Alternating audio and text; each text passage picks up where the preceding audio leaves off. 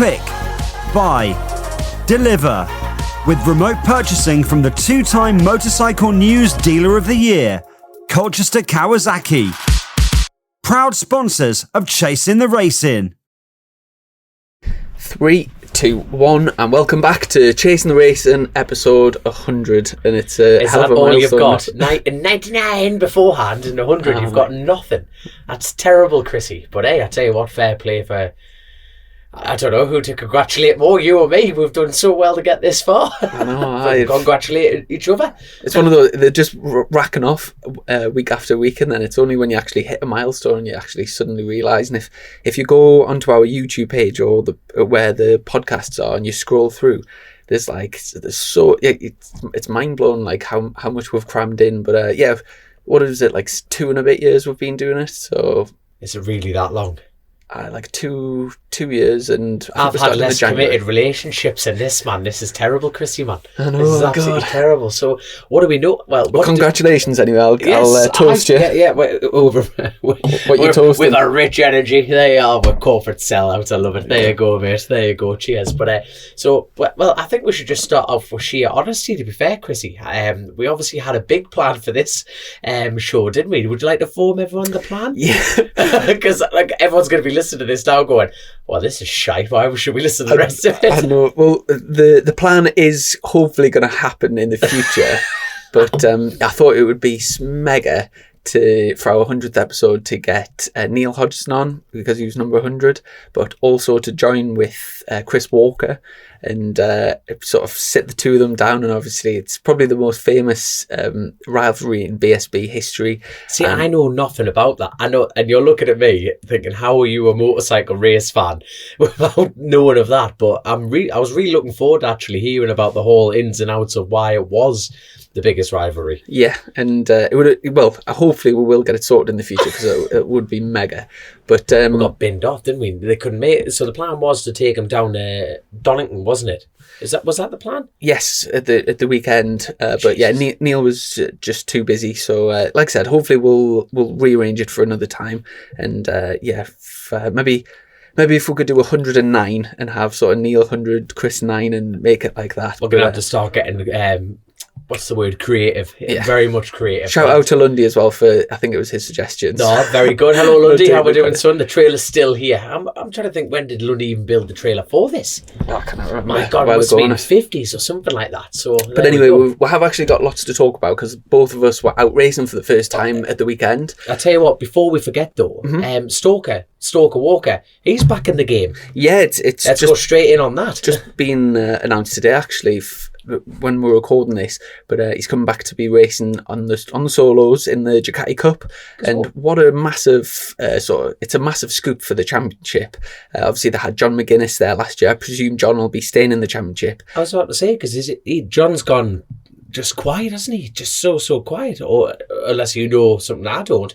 No, but he's just gone quiet, hasn't he? Well, it's nothing much has been happening during lockdown and stuff. Which is fair enough, but in fact, you tend to find everyone, like, especially with social media, now everyone just throws their plans out there, don't they? Mm-hmm. But I know John's been very quiet. You don't know if he is doing the tri-options or not. I'm not sure, but I hope he is back in tri-options. And like I said, another massive name for the sort of young lads to be having a go at. So yeah, it'll be good spectacle. Because if you got that Josh Day and Levi, it's not Levi. Is there a Levi? Levi Day's in Levi Day, sorry, I believe this year. Right, got you. So who was the lad who was winning? Was it? So has he stepped up from tri-options? No, I believe Josh Day's staying in it. Josh Day, right? I'm getting names mixed up. Craig Neve in the mix. Yes, aye. Who else has been? There's been a few sort of competitive lads in it over the last few years. So Stalker Walker's the kind of the head title, unless John McGuinness, typically, because we're always a week behind on this show, no doubt. The second we stop recording this, it'll get regurgitated straight out there going, John McGuinness is doing this, and then we're back in time yet again. Chrissy, classic. I'm confident he'll be back in it. I've not heard I hope otherwise. I hope he is, because people are missing him, like. But yeah, one of the sort of main talking points for the topic is we're both were out on track for the first time this year on big track. I was getting in your way. That's what I was bloody doing. I'm telling you. And we were down at No Limits. Obviously, for myself, it was the first time on the new ZX10. How then? And what's that? What's it like then? It was good. We did actually book a track day on the Thursday beforehand, but we only actually did a few sessions and we had a problem with the bike, and so they had to take it back to the workshop and get it fixed. But over the course of the weekend, we had a really good time. We entered the endurance race, so we did a little. I think it was something like a 15-minute qualifying each, and then we got 2 30-minute stints in the race, so like pretty good track time. But it was very, very much just thrown in at the deep end, like hardly sat on the bike, and it was like straight into a competitive race. So there was no messing about, but it worked out really well. And who was in your team again? It was me, Croy, and Matt Truelove, so like my teammates from last year. What was your team name again? It was Crow Performance / Motorbike Pod. Oh, I thought it was Cheetah.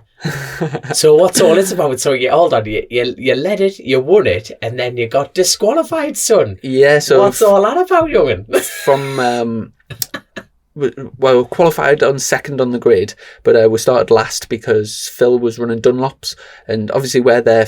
We're not competing for the No Limits Championship. We're just there for track time, and like Croy runs Dunlops in all the racing that he does.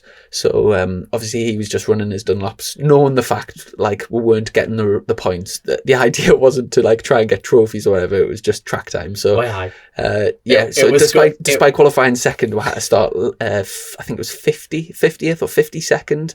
And to be fair, by the time my first stint came around, I was the third rider. By the time I started, I think we were battling for the lead. So Phil and Matt did all the sort of hard work getting back up to the lead. And then, we held on and we ended up winning by almost a lap in the end. So, yeah, it was for me personally, the first time on the ZX10, I was like really, really happy with it. And then I also, Phil wanted to have a few drinks with his friends on Saturday night, so he gave me his entry for the Sunday for the 2 sprint races as well. So I managed to get a bit more track time, and again had a really good time. Got my lap times. The lap time that I did in the second race was exactly the same lap time as what I did in the first race BSB this year, which was a 108.4. Because what's the fastest you've gone round there? I've done a 107.8, I think, is my fastest. Jesus wept. But that was in a qualifying. Race times is like pretty low, like low 108 is good for me. So yeah, I was really, really happy to get, somewhere near where I needed to be. And we've hardly changed anything with the bike. It's literally came with the recommended settings. And in total, we've only done about 5 or 6 sessions on it. So we've made very limited changes. We had a little teething problem with the electronics on the bike, so we just turned the electronics completely off. Full whiskey by. The whole time we were at Donington, so we've not even started sort of tinkering with that. So to just jump on the bike and to be doing, I mean, the race that I did a 108.4 in, I started last at BSB and I finished 5th. So to just jump on and do that straight away at a club race where you're always slower anyway. The track's a little bit dirtier, you're not really up to speed. So I was like really, really chuffed to bits. A little bit of work to do on the bike still, but I'm sure like once we make a few tweaks, it'll be mint like. I was about to say, a daft question, does anyone get into the 107s at BSB? What do you mean? Yeah. At those times, in the race, you're saying the qualifying time. How many people actually dip into that 107s in a race? Yeah, so weather dependent, obviously. It's funny the race that there was a few of us broke the lap record. It actually got red flagged about 3 laps in, and we had to restart the last thing. So myself and Danny Kent both did. I think it was something like 107.6s. In a race, but then it got red flagged. But yeah, is that the record then for stock fouls? Lap records, yeah, something like a 107.6-ish, something like that. And you've got that. Danny Ken pipped us, I think, for that one. So you're both in the 6s. Do you know what? I'm not even sure if it still counts because we did 3 laps and it got red flagged, and then the race re-ran as a new race, so it might not even stand that lap record. I'm not sure, but yeah, the race I won, I did a 108.1. And then at the weekend, I did a 108.4 on a brand new bike. So, yeah. Full whiskey with no electronics. Also, just a quick note, I was running the new Superstock tyres, which are supposed to be... I was about to say, yeah. They're supposed to be a bit slower. It's the tyre that we ran at Silverstone and Thruxton traditionally. So, I think they're a bit more hard wearing. They were the normal tyre is the SC2s that we've traditionally ran are 255s, where these are 260s. Giving you more ride height. Yeah, the diameter of the back wheels increased by 14 mil, I think it is. So it increases the radius is 7 mil higher. So it effectively lifts the bike 7 mil, the ride height. But it's not actually 7 mil on the side of the tyre. So it does change it slightly. But usually people just, adjust the ride height a little bit, and it's sort of pretty much the same settings. Because what I learned over the weekend is people ride the Kawasaki's more than their arses, but Kawasaki keep making keep changing their mind, based upon Jonathan Ray. He says chuck the weight over the front one year, then chuck the weight over the back.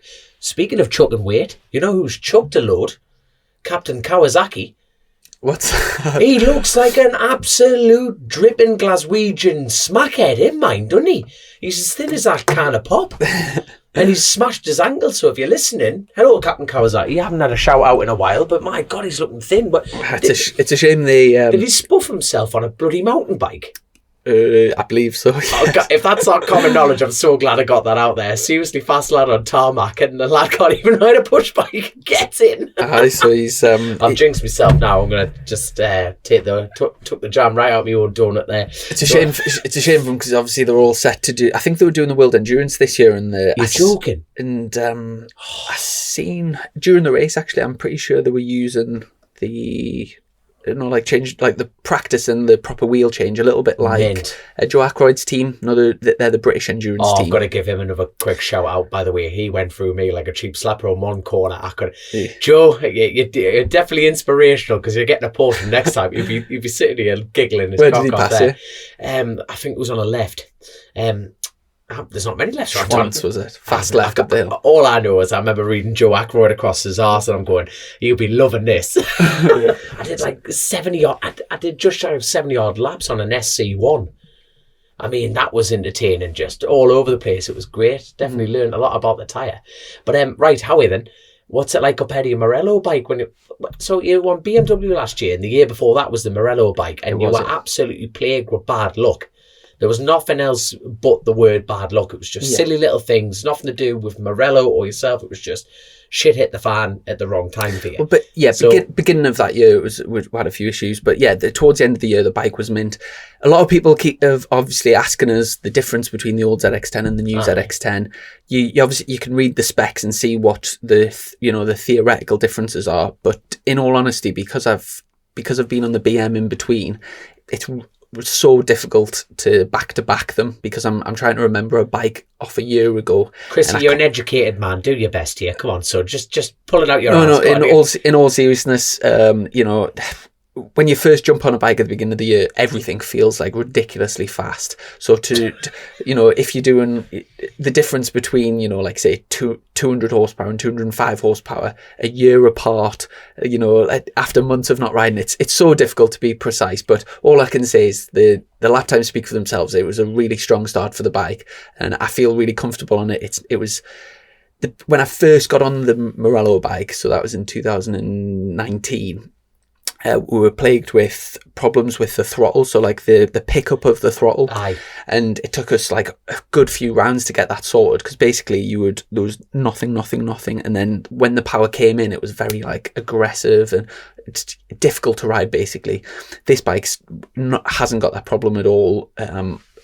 It's got like a very direct throttle, it's so got 1 a different to 1 throttle housing, hasn't it? So they've immediately attacked the problem, haven't they? So MSS there. Oh, MSS have made one, but I haven't actually got that one yet. We've just got a stand throttle. But I think the problem that they have had is for the road bike to turn off the cruise control. It's got like you go past, so you go to 0 throttle, and then there's like another, like 10 degrees or whatever, you roll to shut the cruise control off. But we've adapted the throttle, and we don't have that overrun type of thing. Because so it's like soon as you touch the gas, the power's instant. because MSS had a full different housing for the thing. It looked like, to be honest, mate, you looked at that and went, oh no, you're gonna have to, but like, you know, when you buy a bike, you have to buy this, and like all race bikes, you have to buy the add-ons, don't you? That's the fact of racing. Yeah. But no, that's good news that you haven't had to fuck on with that yourself properly. Mm-hmm. You know what I mean? So, no, like I said, it was other than the fact that we're having problems with the electronics, so we turn them off completely. Other than that, everything you're very proud of that, aren't you, son? Yeah, full whiskey, good on you, son. Yeah, it's just the fact of what it was. So the bike's holding me back, Brent. The bike's holding me back. Just give me 200 ponies. Wild, my man. Once we do going down the plains. Once we do get that sorted and get the electronics, it'll be a very well-rounded bike. There's a few times when I was racing where, for example, coming on the start-finish straight, it's like left-hander. The track starts to slip away, and there's a very easy high side. So I was knowing the fact that I didn't have the comfort of having a bit of safety. You know, you're very respectful with it. To be honest, Dom, I actually prefer riding without sometimes, because when you've got traction control, you almost feel like you don't have to be as respectful. So, for example, when I did ride it, the traction control was very intrusive, and you're kind of coming out the corners and you just go full throttle, and you're like waiting. You're like impatiently waiting for the bike to react, where when you turn it off, you're the person in charge, so you're on the limit and you're like constantly on your metal, so you're actually more focused. And to be honest, that's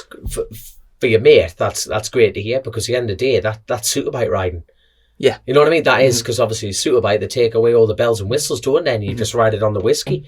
So the fact that you prefer that, you know, someone just needs to truck a motorcycle at you now, simple as that. Mm-hmm. But what was I going to say before? It's totally gone from us. Totally gone. That's it. Hold on, that's it.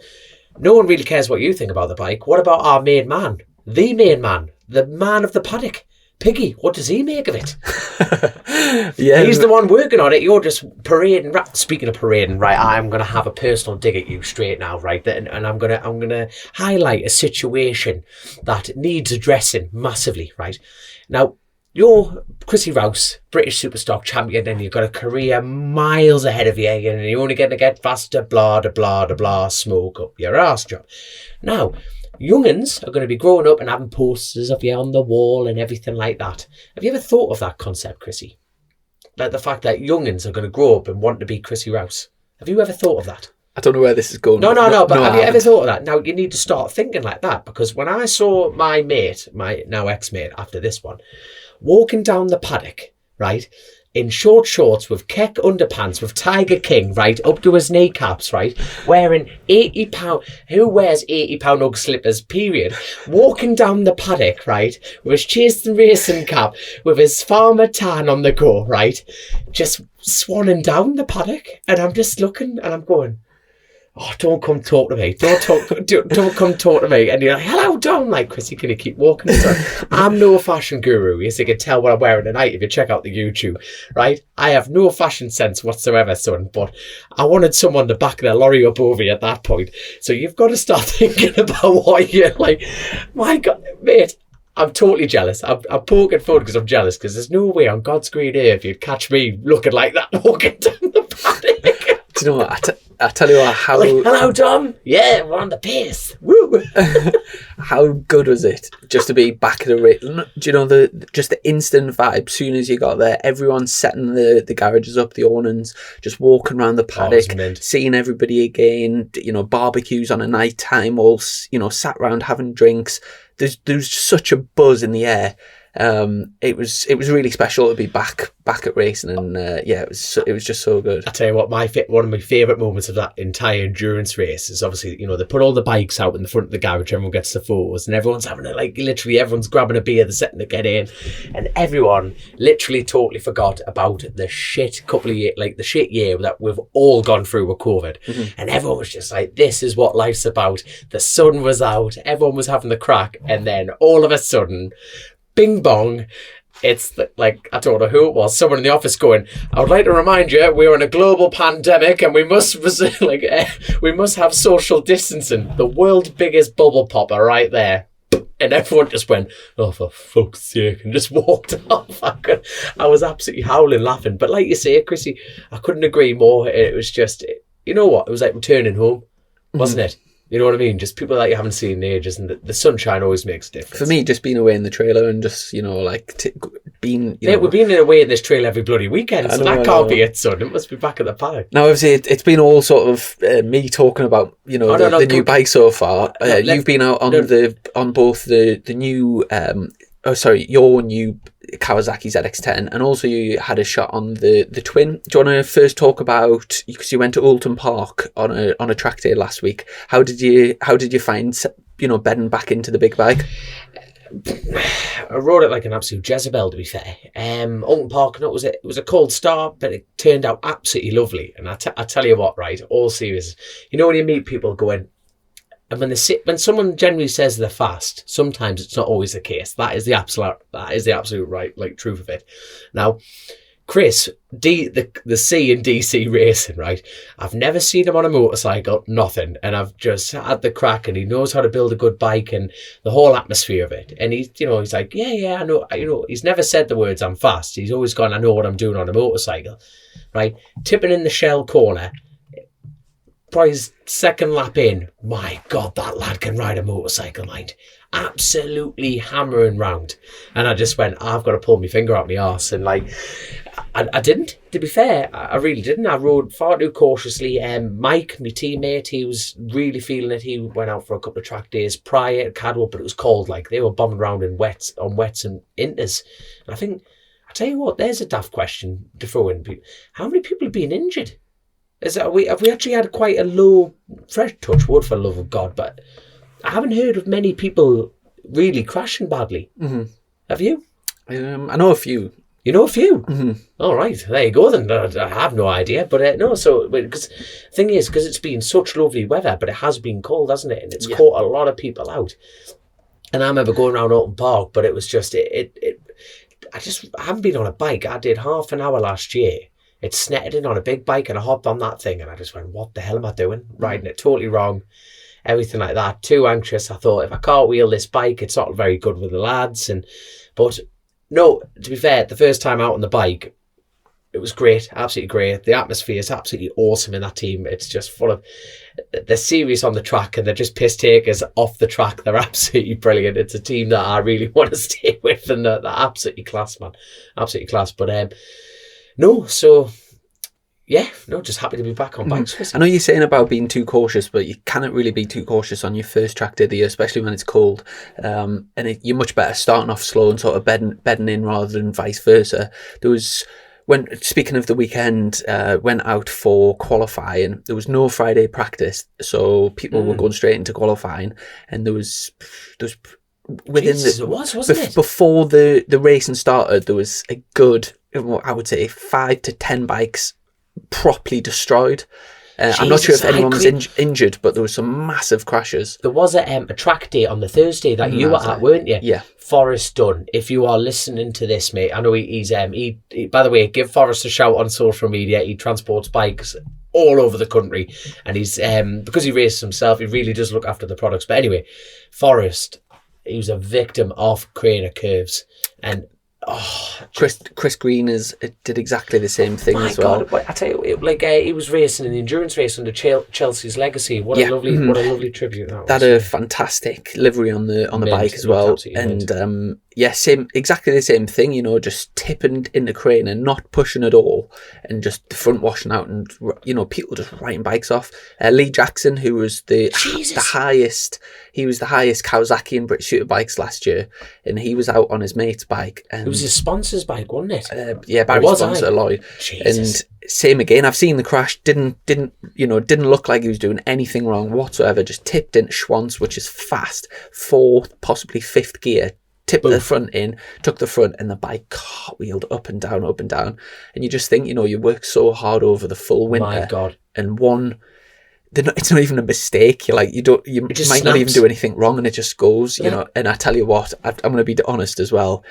One of my first laps in the race, so I just got out, maybe only the 4th session I've had on the bike, and I came out straight into me and Leon Geacock were sort of battling for the race win on track. So he came past as I went out pit lane. So I could see the race leader. So I stuck in behind him. And a few laps later, you come out of turn one, red gate, second. And then you go third, fourth, and then I go fifth. And there was some slow people in front, so we'll shut the throttle. And as I shut the throttle right on the crest of the hill, probably about 130 mile an hour, shut the throttle, and the front went.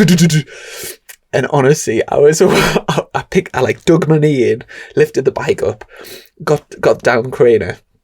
I must have been white as a sheet. And honestly, the rest of I felt sick to the bottom of my stomach. Was that your bike then? Because you've got your own bike, haven't you? Yeah, the team. I've got I'm going to be getting a practice bike. That's not actually sorted yet, so that's like the Stouff team one. Right, that's the Stouff bike. Right, got you. Right, I was about to say that wouldn't be very good with your sponsors, would it? Cartwheel and Droof have some of that. I know exactly, but I was so lucky. It was still in the endurance race actually, but it was my second stint. I was just behind Barry Teasdale, another northeast lad, coming onto the back straight, and in my head, I was thinking to myself, oh, this will be a good comparison, like the old Kawasaki versus the new one on the straight. Because he's on the red top, isn't he? Yeah, last year's model, yeah. So we both kind of ran in deep at Coppice and then turned the bike, picked it up, and as we were both properly on the throttle, someone in front of us went on the inside of the grass, which is like, when you're going around a right-hander, you naturally go out towards the left. Well, the guy in front was going closer and closer to the right. It was such an odd crash. And he went on the grass, obviously crashed, but his bike then came like skittling onto the track. So Barry sat up and sort of hit the brakes, and I just had no time whatsoever to react. So I just biffed him from behind. That then put me on the grass on the left, so I'm like all over the place. Got back. This is mid-race, endurance race. The brake lever guard was up at 90 degrees, and when I came back, the front mud guard was cracked, and the whole of the side was black. Yeah, and I must say special thank you to do you know Danny? Barry Teasdale for keeping it upright. Do you know Danny Wright, my crew chief this year? No, I've not met him. He's got an Instagram and stuff, DW competition. If you want to check him out. Boom. But I must say a huge thanks, not just for the weekend, but in all the preparation to get the bike ready, because I'm saying how good the bike was just to jump on, but that's a lot of work behind the scenes. Not taken for granted the hours and hours of preparation that on the dyno and running it in and mapping it and all of the rest of the things that I have no involvement with. But when I get to the track, the bike's mint. So I must say special thanks to Danny, because he's done a really good job. I'll tell you what, speaking of thank yous, I must thank Barry Teasdale as well, because on the Kawasakis, you have to change through the ECU on the kit loom in ECU. You have to change the gearing internally. It doesn't take long. You can buy this kit lead, and Barry, saviour of the meeting. He really was. He saved your life, literally, and he saved my arse. So we went out and qualifying on the total wrong gearing. It was fucking miles. I was literally going around first and second. I don't know what gearing was on it. It was not even TT gearing. It was much higher than that. And so Barry, thank you very much if you are listening to this. Thank you very much for sorting the bike out. And speaking of losing weight as well, Barry's dad, Hughes, I think he's lost about 4 or 5 kilograms. He's trying to keep Barry in tyres and Nicola on horses. And he's been doing Christian's fitness. Is that what he's been doing? He's been proper smashing it, but he's looking so much better. Good on him. Christian's been busy motocrossing as well, hasn't he? Yeah, he's been out every time. I tell you what, hold on, before we move on, move on to the next bit of the endurance race, I must apologise to every other BSB rider there, because the grid was rammed. Tim Neve, I got in his way every time. You had loads of Rhodes lads there. Gary Johnson was there. You had this is terrible. Steve Hennigan, he made an appearance from Reactive Parts. Him and Bob Collins have got that's it. The retro Fireblades. Beautiful looking. It looks mint. And who else was there as far as the fast? There was loads of fast lads. I tell you who was Danny Buchan was at the Alton test day. My God, it was absolutely flying. I tell you, in the qualifying speeds, I dug in a little bit deeper, and I was just still a bit get the violin out and get the excuse book written. But no, I was still just being a bit too cautious. But I think my qualifying speed and your qualifying speed, I think I was only 1.5 off you. Where's this at? Donington Park. 1.6. No, can't be that. What was your qualifying speed? Qualifying lap? Yeah. I did a 109. No, I've got my facts wrong. Anyway, I tell you what makes me laugh though. I was obviously still a country mile away from you, but the speed difference is noticeable, and I've got a lot to learn on that big bike. And DC had given me that opportunity. But who else was there then? As far as the I can't remember off the top of my head. But obviously Lee Jackson was supposed to be there, but he had that crash. There was bloody loads of fast lads. So speaking, obviously, you've mentioned about Oulton Park, but then going into the endurance race, how did you find riding the big bike? I'll tell you what. Just built into it and just did loads of laps on knack tyres. I've got a massive. Oh yeah, I wrote a note of it. I had to write a note. I am getting professional at this, Chrissy. I'm getting professional. Here we go. Team CT Racing on BMW Gen 3s. Do you know how much of a thank you Mike Norbury owes you? It's unreal. So we qualified 12th. Like Chris actually went out and banged in a fast lap, and me and Mike really plugged away throughout the race. But anyway, we pulled up on the grid, and Mike was like, "Oh, Dad, the bike feels a bit weird." I'm like, "All right, no problem. Don't worry about it, son." So we qualified 12th anyway, and I get a tap on the shoulder from this massive blue lad, and I'm like, what do you want, Papa Smurf? And he goes, I think he's got a flat tyre. It was down to the rim, mate, on the front tyre. I don't know how Mike didn't pick that up. It's amazing what adrenaline does, man, doesn't it? You just think, just get in the race. So we had to pull off the grid, and so me and Mike are pushing the bike off, so I had to jump on mine, no tyre pressures check, nothing, because Mike was going to do the 40 minutes. Was it 40? Yeah, full tank. We were just doing 40 minutes as much as we can. No, it wouldn't be 40 minutes. Yeah, it is about. Yeah, it would have been 40 minutes on the tank. So pulled off, and I started from pit lane, and it was min. So I think the first session we worked up, got up to 15th, and then went out, did a swap, and then we just stayed around that time. And me and Mike and Chris, we just got faster and faster and faster. But my God, that was bloody lucky, mind. Imagine tipping in at a Le Mans start with a front flat tyre. Yeah, there wouldn't have been much of a DC jigsaw left, would there? Definitely not. Absolutely howling. And speaking of down at that week, at the weekend, you were booked on for the endurance race and then had nothing to do on the Sunday, and your boss, Dean, very kindly gave up his seat on the twin. And Dean's more laid back to flail. I know, he just couldn't be asked. It was a hell of a day for you. Obviously, the first time you'd been on that bike. I know you do a lot of twin riding, but on Dean's bike, that was your first taste, and went out. You starting back the grid. How many was it? It was a full grid one at like 40 or something. No, 40 odd, 43 or something like that. There was I was trying to remember. It was 52 competitors in the endurance race, and then there was like 41 in that. No, typically Chris qualified on pole. So them two have got like a little they're best mates, and they've got this mint rivalry crack. It is class. And so Chris bought a bike from Kevin Watt, and that bike was built by Jessup's family, and that if you type in Michael Rutter TT on board, you will see how quick that thing is. Rutter just catches Jessup in the corners, just closes the door on him. But that ER6 just sits, and it physically drives away from a factory pattern. I remember watching at the Northwest. The Northwest, that Joey Thompson was on the pattern. Yeah, and he was pulling the gap on everyone on the straights. I remember watching Jessup in that race, and Jessup's he was definitely the fastest ER6, I think. Yeah, but yeah, so that's what Chris has got. And there was a big talking point whether you starting from the back, you would catch Chris, who was on pole. But unfortunately, he had a problem right at the beginning of the race. But you smashed your way through the field, and that first race from back of the grid, you ended up winning by, what was it? 10 seconds or something? A little bit less, I think. Was it around 10 seconds, but absolutely demolished. And you started off your lap times, I think the first race was in the 1:15s, which was strong for a super twin.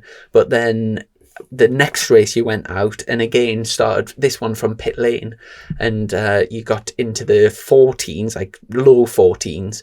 And when we were checking I think that was the no limits lap record. No, we actually did the homework on that. So the Thundersport lap record was a 14-0. It was 14-0. But what we found out was actually Jamie Coward did a 13-8 in no limits August last year or July last year or sometime like that. Anyway, and Jamie Coward, to be blunt, Jamie Coward is Mr. Super Twin, like he really is. You know, he ran up Michael Dunlop at the TT, and he got a podium at the Northwest and a podium at the Ulster, and he's got the outright lap record. Kevin Watt has been begging for me to correct this statement. Jamie Coward's got the outright lap record on a Super Twin round Oliver's Mount as well. You know, so like you say, to hop on the bike, and to be honest, but you then went out in the last race and did a 13.5. Was it 13.5? Yeah. So you were 0.3 under Jamie's lap record and half a second under the Thundersport lap record. For anybody listening to this who knows how competitive the Super Twin race is at Thundersport, that with the likes of Johnny Towers did it for years. There's a lot of people that put a lot of effort and money into racing Super Twins, and to jump on your bike for your first time ever on that bike and smash the Thundersport lap record by half a second on a lap that's just over a minute. So like half a second is absolutely massive. Half a second in super stock is the difference between qualifying on pole and qualifying 18th. That's mad. That is mad. It's a tiny lap. It's similar to sort of like Brands Indy. I know it's a little bit longer than Brands Indy, but not by that much. So to go out and to do what you did was literally unbelievable. It was like, for me, it's, you know what, it frustrates me that. Not that, I mean, the fact that I need to figure out a way to transfer that confidence on the Twin, because like last year with the Cowton race and who I'm on again for this year for the roads and any short circuits I want to do, you know, like I say, Dean, I was very, very, very lucky that Dean, to be blunt, didn't want to ride that day. And he said, go on, Dom, have a go on this, see what you make of it. And it was, I tell you what, I think it was it was Rob Hodgson's bike. Rob Hodgson actually built that for the TT, so it's got pedigree. The it's a top bike, it really is. And I rode them all last year with Cowtons, and I've really got the confidence with that bike, really got the confidence with it. And then I just, got on it, and it was the first time I've actually been on a bike where the team owner and the owner of the motorcycle has gone, don't bend it. Now, don't get me wrong, the Cowton team, I never like that, you know, but you always have that little bit of that reserve saying, you know, you don't break someone else's bike, you know, just look after what you've got, be appreciative of what you got. But you've got Dean and Chris looking at you again, stop fucking about, get your finger out your arse, we don't care, you know, just go for it, try and get the lap record. And I'm like, this is incredible. I've never had that, and that being able to get on and take that out, take the financial worry out of it in my mind was a huge breakdown for us. But like I was saying to you, you know, I just need to put that confidence from the Super Twin into a big bike and learn how to ride it. And my biggest upset was not being able to walk a lap with you, because even speaking there on the night time was a huge confidence boost for me, because it was just like, you passed me, I believe you passed me twice, and that brief moment for you, you know, you just saw what I was doing wrong, and you think, well, Dominic, if you run into there deeper, and you say to yourself, I am running in deep, but you're like, no, look, son, there's deeper, then you have to go in, fuck the armbands off and jump in the deep end, son. Yeah. And those couple of things, I went out on the Sunday on the Twin, just went, let's put this into practice, and it was just bang, bang, bang, and you've said it on the podcast loads. I say loads, you probably haven't even said it, but your fastest times and your race wins, they felt backwards in the way of, you haven't had to scratch like mad. You haven't, like, you know, you've had harder races for like 10th and 8th and 7th positions at BSB. When you get out in front, you have the rhythm. It feels easy. Mm-hmm. And they say that about TT wins. Lee Johnson said that about the 600 last, like when he won the TT. He went, it didn't feel fast. Mm-hmm. We spoke about this a few times, and you know, recently when we had Brogan on the podcast. Aye. And one thing that was so clear to see on the endurance races, because obviously there's 52 of us on track around the lap times just like 1 minute sort of 9s, 1 minute 10s. So the track is so busy. So sometimes you're passing like, sometimes I would do maybe 8 or 10 bikes in one lap. And what's so clear to see, and if I had a GoPro on, you'd be able to see this. Some of the times I'm passing people who are maybe like 4 or 5 seconds a lap slower, and they're a lot faster on the edge of the tyre. And a classic case of this was at Coppice. I know we spoke about this, but a few times I was tipping into Coppice, and so I've caught someone from like miles back, broke into Coppice, and as I'm into the corner, they start pulling away from us on the edge of the tyre, and I'm like sort of wincing because they're carrying a massive lean angle and asking for like quite a lot of throttle for that lean angle. And so they maybe pull, I maybe give them like 50 yards mid-corner, but then I make like 150 yards down the straight.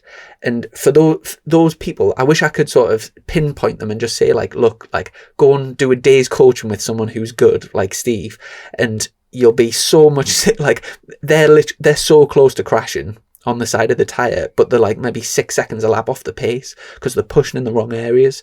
And sometimes it's like, sometimes you catch people and you're like, you just know it's a matter of time before they have a massive high side, but they don't know that. So that's what I'm saying. Like if you invest like in yourself a little bit, it's you're going to be faster and saving a lot of money. Like, well, no, I totally agree, and I think a lot of riders, like from like track day riders to club to British up over, to be like really appreciative of that. It's the fact that you think, well, when you don't see a lap time, you just think, oh, crap, what am I doing? Why am I bothering? And then they are near the limit of grip on that corner, so they think there's no more time to be made. Exactly. And it's not from like carrying bigger lean angle or getting on the throttle harder.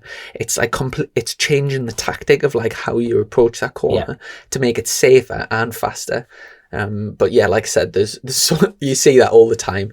Did you have any close? Obviously, with lots of people on the track, did you have any close? Did anyone like sit you up or scratch fairings with you or anything? Joe Ackroyd, you'll be laughing again. You'll be laughing again. Was it a close pass? Was it? No. Tim Neve, I just think he fancies us. To be fair, the little ginger farmer. I think he just tried to get closer and closer. I think he's trying to jump in my pocket, the little pixie. But he'll be laughing at that. I hope he's laughing at that. But it was good. It really is good because you just look at it and you go, you can learn from it. I had one with I forgot the guy's name. I was in a garage with him last year at Snetterton. I felt terrible for this, but it's one of those where it's you just make mistakes. And he's like a stocky lad. Him and his missus clearly go to the gym. He's got a beautiful bright orange bike. And I caught him through McLean's, and then you've got that short run up to Coppice. And you kind of anticipate, from how fast you've caught people, you anticipate where they're going to brake and then how you can get past them. So I thought, right, I'll just go up the inside of him here. And so in my head, I'd committed. I was definitely going through, but I was expecting him to brake like a lot earlier. And he was carrying so much speed in, but I'd already made the decision to pass him on the inside. So if I'd backed out of it, like I would have probably tagged his back wheel and we both would have went down. So I just, it got to like the top where you sort of fully committed in the corner, and I just had to let the brakes off and sit him up going through. And then I stuck a hand out, and then afterwards I seen him in the paddock, and he's like I said, he's a proper stocky bloke. So I just don't know if he's going to have me under the floor like a fence post. Yeah, I did think he was going to have a bit of a go at us, but he just laughed and just said it was all right. But don't let it happen again. Chrissy Rouse, the 1,000-yard lunge. That's the one. But one other thing that I just quickly want to mention from that weekend was while I was down there on the Friday, I had a bit of time to kill, so I went to our friend Bob, Irish Bob, at the machine shop, and I wanted a steel shoe for flat track, so I went down and I made my own one, which I can't tell you how much I enjoyed. As you know, I've got a bit of toolitis. I'm not the best with the tools. But, toolitis. But everyone's got a label these days, haven't they? There you go. Do you know what? I can't tell you how much I enjoyed going. Started with just a sheet metal of steel. Cut it did a penciled a stencil around it. Cut it out. And then made little, like every 1 inch I made a little slit, then bent it round on the vise, welded it all around the outside. So when I was asking for, knowledge and learning how to go around Donington Park quickly, you're off making a steel shoe. Cheers, mate. I don't blame you, but it looks belting. I've got it here. So on the YouTube, if you can see. And for my first attempt at welding, I am mega impressed with myself. So little catch for the toe here, and then got a little strap on the back there. It's nicely sort of. I've been told that you need to get like a nice round on the like the round curve, the bottom, so it doesn't dig in. And absolutely loved it. And I tell you what, how's it coming along the bike? The flat track. Aye. Yeah, coming on well. I've my wheels coming this week, and then that's it. I've got everything sorted. Fan Davy Dozy. But I will just say, when I was down at the bike shop, the machine shop, sorry, it was such a mega atmosphere. Loads of people, not just bikers. There was 2 people there fitting out campers with the partners.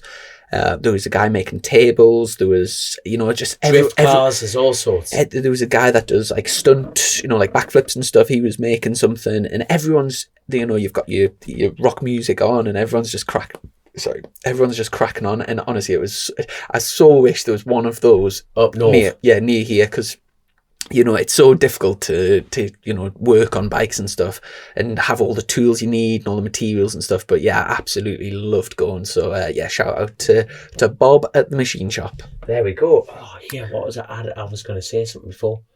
It's totally. This is the problem. We've got to that stage in the podcasts now where we've just got that much to try and cram in such a short period of time. It's unreal.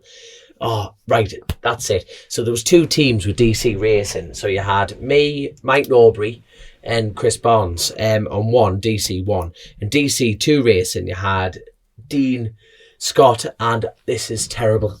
This is absolutely terrible. He's an app. What's terrible? You forgot his name. I totally forgot his name. Mate, that is absolutely disgusting. We're going to have to, no, but all serious, I know, just giggle away to yourself. This is terrible. But we're going to have him on as a guest. He was like MX1 quality, and he was paralysed from the waist down. Totally adapted R1, right? Like, he does everything off the controls on the front. And he was in their team, and I tell you what, he was banging out 14s, 13s. I kid you not. Oh dear. And he's just an absolute animal. And the best thing is, right, in all seriousness, we're going to have to get him talked into coming on as a guest, because just when you speak to him, it's just, you've got to have some attitude and some determination to... He's going back into motocross. Paralysed, man. He's going back into motocross. Like fully adapted, like Velcro's keeping him on the bike and stuff. Where, my God, that boy can ride a motorcycle. It's unreal. But this is terrible, and if he is listening to this, I'm so sorry, but we're going to have to get him on as a guest. He's probably definitely not going to come on now, because I've just totally forgotten his name. I'm so sorry, but absolutely mint. Just a few more things in the news. We've had MotoGP at Portmail. The weekend we were at Donington, the MotoGP was back on. Portmail, what a track. And obviously, I raced European stock around there. Marquez was returning, and obviously all the news and headlines were around what he was doing. He was missed 2 or 3 rounds. He missed all of last year, didn't he? And then this year he missed both the 2 rounds at Qatar, like the opening 2 rounds. So came back, obviously from a massive injury, and he did really, really well. He qualified. I think he was something like 6th. No. He was in do you know how the top 10 or top 9 go through for the last qualifying? He got into that, and he was, highest Honda, really, really strong. But during practice and qualifying, he was only doing a few laps at a time, and he was clearly in pain. So the question, coming off the pegs and everything. Question was whether he was going to be able to do race distance. Also, just the Honda in general looks really difficult to ride at the moment. Nobody's really doing anything on it. It looks very uncomfortable. They have lots of moments, and same for Marquez. He was out.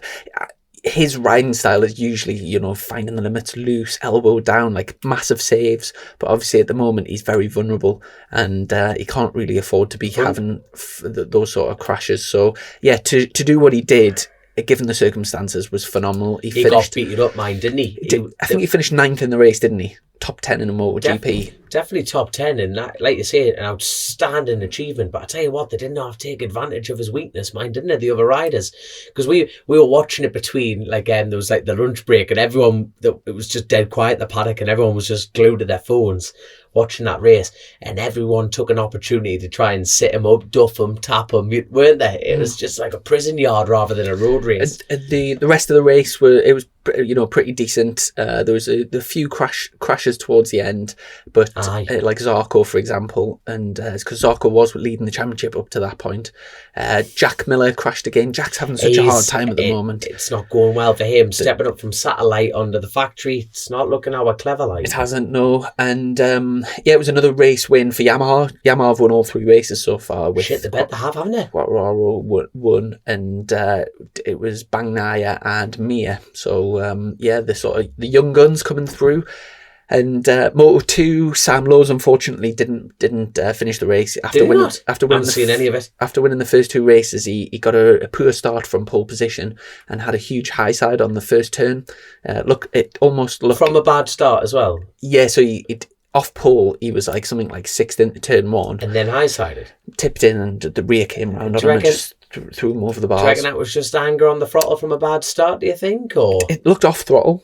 It looked off throttle as he was going in, but cold tyre kind of stuff. Wait, hold on, it's cold tyre, no way. Difficult to say. I think it's under those circumstances of a race and the pressure and stuff. If you do have a bad start, you instinctively want you want to compensate, don't you? Adrenaline takes over. And it's hard to say. I haven't watched it in that much detail, to be honest, but it's a real big shame for him to crash out. But still, is he injured? Doing very well. No, I don't believe he is. I hope not. Anyway, good. And we had our man Pedro Acosta winning the Moto3 race again. He doesn't even look old enough to like boobs, mate. Never mind ride a motorcycle like that. Stand up wheelies and all sorts. What a rider, man! Spain have definitely got the next superstar of MotoGP.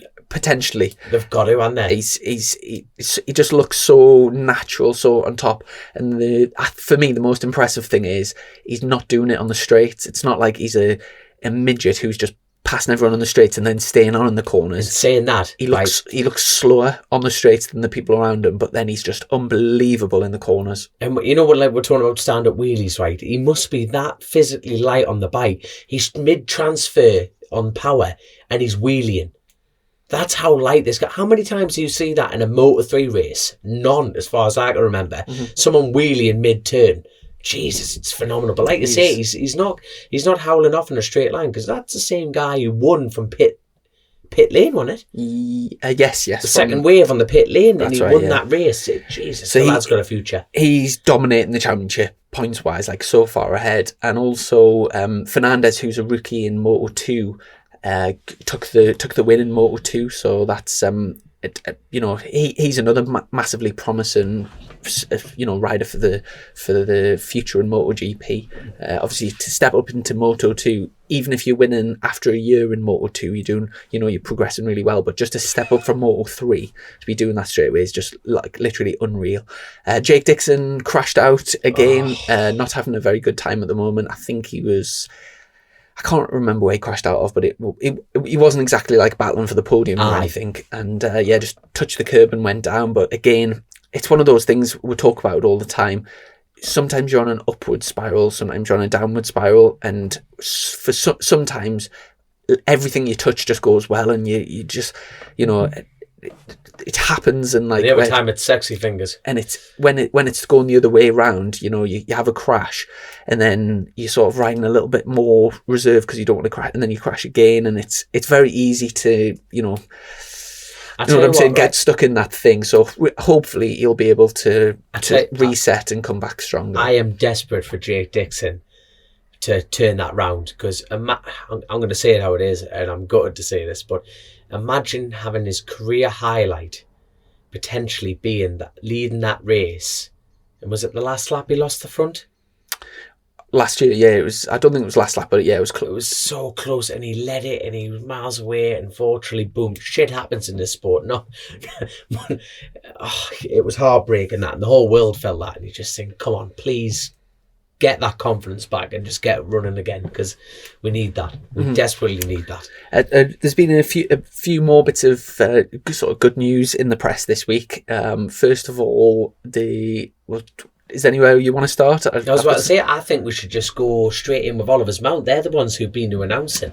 That rider lineup is looking so strong. And a man who's been very quiet since his departure from Honda, is Davy Todd. Yes. So he's on the Wilson Craig Honda. Yeah, So, this is just for Oliver's Mount at the Mount. moment. Yeah, I've seen that. Surprised Davy isn't staying in the BSB paddock. Maybe he's got something sorted and hasn't announced it. But after coming back last year with Honda, he especially early on in the season, his first couple of rounds were very impressive considering he'd been off the bike. But unfortunately, that progression didn't. He seemed to start off well and sort of go backwards a little bit as the season went on. And after the first 2 rounds, he was kind of in the top group there was like the front 7 riders. He was the back end of that group, and then from there really he was sort of outside the top 10, and I think he just stuck in the points at the last round. But obviously he would have hoped to have started off sort of around the sort of 10th mark and went up, where he sort of stagnated and went back a little bit. But obviously with the cancellation of the TD, you see, so that'll be probably the main reason, isn't it? It's got to be that reason, because obviously with no TT, it's like he was employed to ride, and if he had another year with Honda, I'm sure he would have even gone higher. You know, the lad can ride a motorcycle without a doubt. Yeah, definitely. I think he was exactly like you said. I think he was. It would have been a perfect opportunity for him to get up to speed in Superstock and then go up the T team with the Honda team, the Northwest, all the big internationals. Yeah, it would have been dangerous. I mean, no, not dangerous. I mean, it would have been fast competition. It would have been Davey would have been right up there with them. Like, it would be absolutely perfect for him. But I think from Honda's point of view, obviously the focus is on superbikes. They've now got 3 superbike riders with the 2 Japanese lads and Glenn Irwin. And they've also got a Superstock contender with Tom Neve in the championship. So for Honda, in terms of like cost benefit, to have a second Superstock rider with no added benefit of road racing success, you can understand why they've it's definitely not Davey, it's Honda's decision, you know what I mean, just based upon that. We're assuming, but from the outside looking in, we don't know the ins and outs, but never say never though, because he's back on a Honda, so he's playing the game right, so when the TT comes around again, hopefully Honda pick up the phone to him again and he'll be up at the front contending for podiums and wins. Yeah, exactly. And yeah, from Davey's point of view, it would obviously be really good for him to stay in the championship, because I definitely think after a full season, he's like refreshed in terms of the track knowledge and the bike and the race, and I'm sure he would start making progression into the top 10 and maybe even challenging for top 6 or wins towards the end of the season. No doubt. And then and Davey's going to come back to Oliver's Mount where he's been before. He's gone round there. He's obviously contended for wins. I don't think he's raced at Oliver's Mount. Has he? Long shot Kawasaki ran about 2 years ago. Right. So he has been round there before, and he's done a bit of parading round there, and it's how did he do when he raced there last time? I can't remember the exact results, but like the thing is, Wilson Craig Honda, they put a fantastic bike together. Davey is an extremely sharp front runner at Stock 1000. He's going to be contending. He's definitely going to be contending. We've got Lee Johnson, who unfortunately he's been diagnosed with a form of blood disease, hasn't he? So he's a bit of a question mark, to be blunt. If he's feeling up for it, he may not. But Lee, for man, he's laid back. He'll make a decision on the day, and he's because he's been out with Damo recently. Am I saying that right? Yeah. Yeah. So he's been out because Damo's racing for Ashcourt Racing in BSB for Stock 1000. Saw him out on the track day, so he's getting plenty of track time in. He'll definitely be a man to watch in Stock 1000 this year. Aye, without a doubt. And then we have got Dean Harrison on the rumour mill. He's coming back with Silicon Engineering. Mm-hmm. We've got Rob Hodgson on the RC Express bike. We've got James Hind on the, lockers machinery yet again. Is Joe Ackroyd coming back? Joe Ackroyd, depending on his World Endurance commitments, that's the word, thank you. And who else have we got? We've got the Irish lads getting flown in. We've got Mike Brown, who's, I can tell you what, quiet lad, but he gets the elbows out and goes for it. Sorry, is this all for the Spring Cup? All for the Spring Cup. Hey, Paul Jordan's coming back on the R6 with Burroughs Engineering, so they're all flying under that. You've got, bloody hell, man, the grid is so depth. And there's so many names that I've forgotten who can push at the front as well. And I do apologise for missing everyone, but it is going to be. And the thing about Oliver's Mount, if you're not in the first 2 rows in qualifying, to be blunt, you're having a chance. Yeah. And that's the character of the track. Because that first corner, if you're not with the front five, you might as well good luck. And obviously my teammate, who's racing for DC Racing again there, Dean and Chris, he's a contender around there. I kid you not, right? Mike is a phenomenal rider, and he just lacks that. That's why me and him get along. We just lack that self-belief. But when the rain hits the floor, Mike is going to be no one's going to get near Mike. I kid you not. In the wet? In the wet. What, do you not think Dean Harrison or Lee Johnson would be able to compete? It's going to be close. Really? I mean, like, I tell you what, it was that damn little track, and Mike, unfortunately, the drop link fell out of it. He was absolutely howling away from Lee Johnson.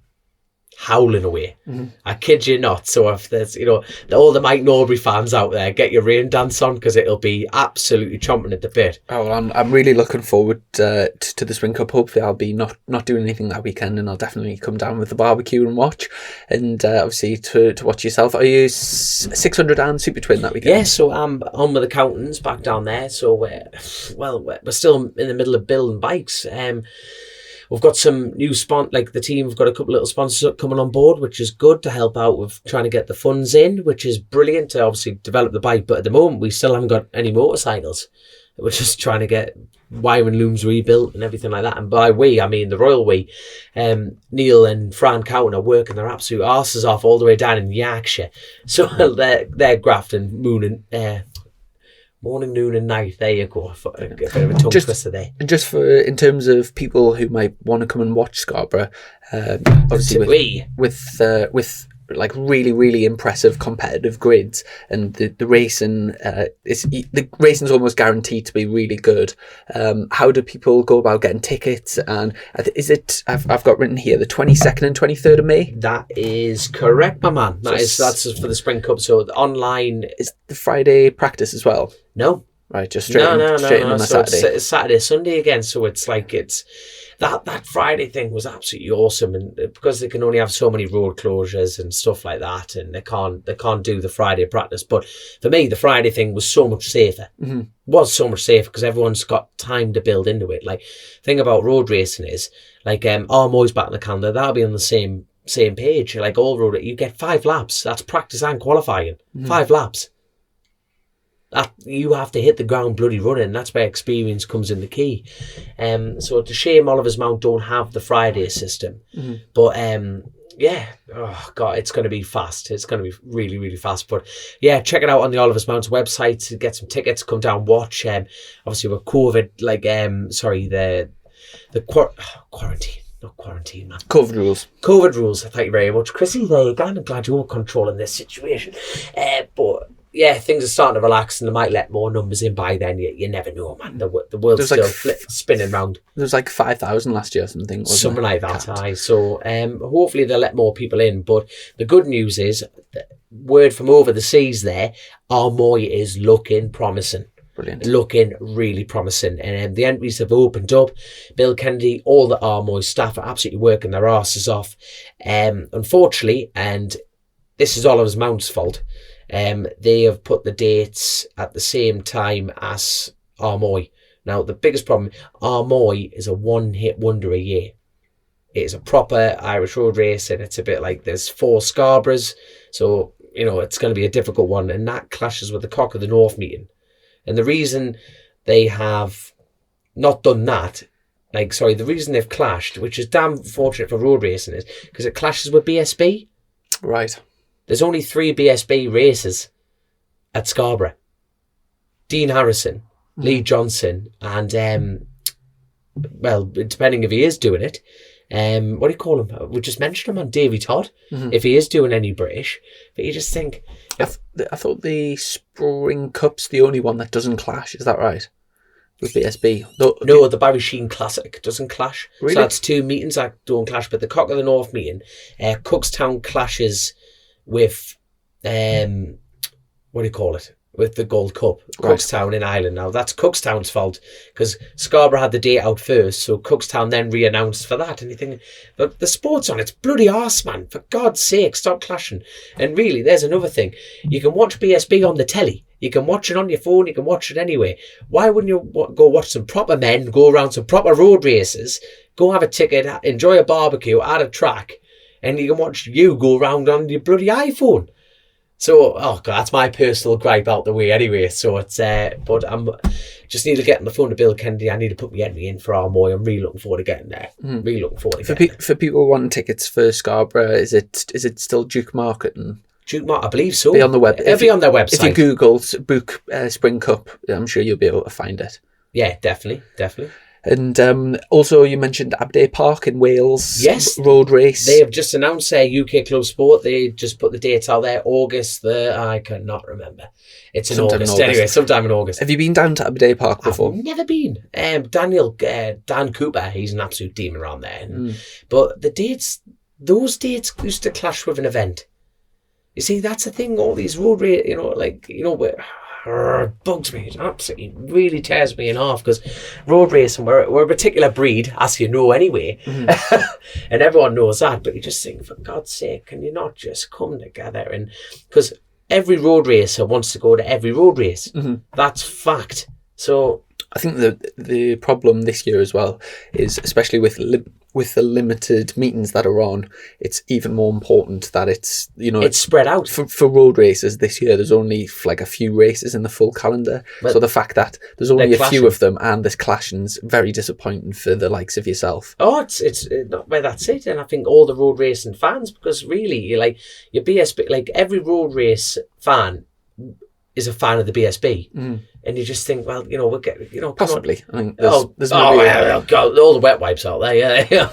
But it's. I think if you looked at the Venn diagram, there's a few hardcore road racing fans that probably don't like BSB. But it's. Well, I'm biased on. I'm totally biased, but no, I just it bugs me. It really does bug us. But it's in the calendar. So really, you're going to split the field down the middle. I think Darrell Tweed's coming to Spring Cup as well. There's another contender from McAdoo Racing. Aye. Honestly, so the Spring Cup, because nothing's clashing, you're going to get such a strong grid, and it's going to be bloody fantastic. I can't wait myself. I think it'll be mint.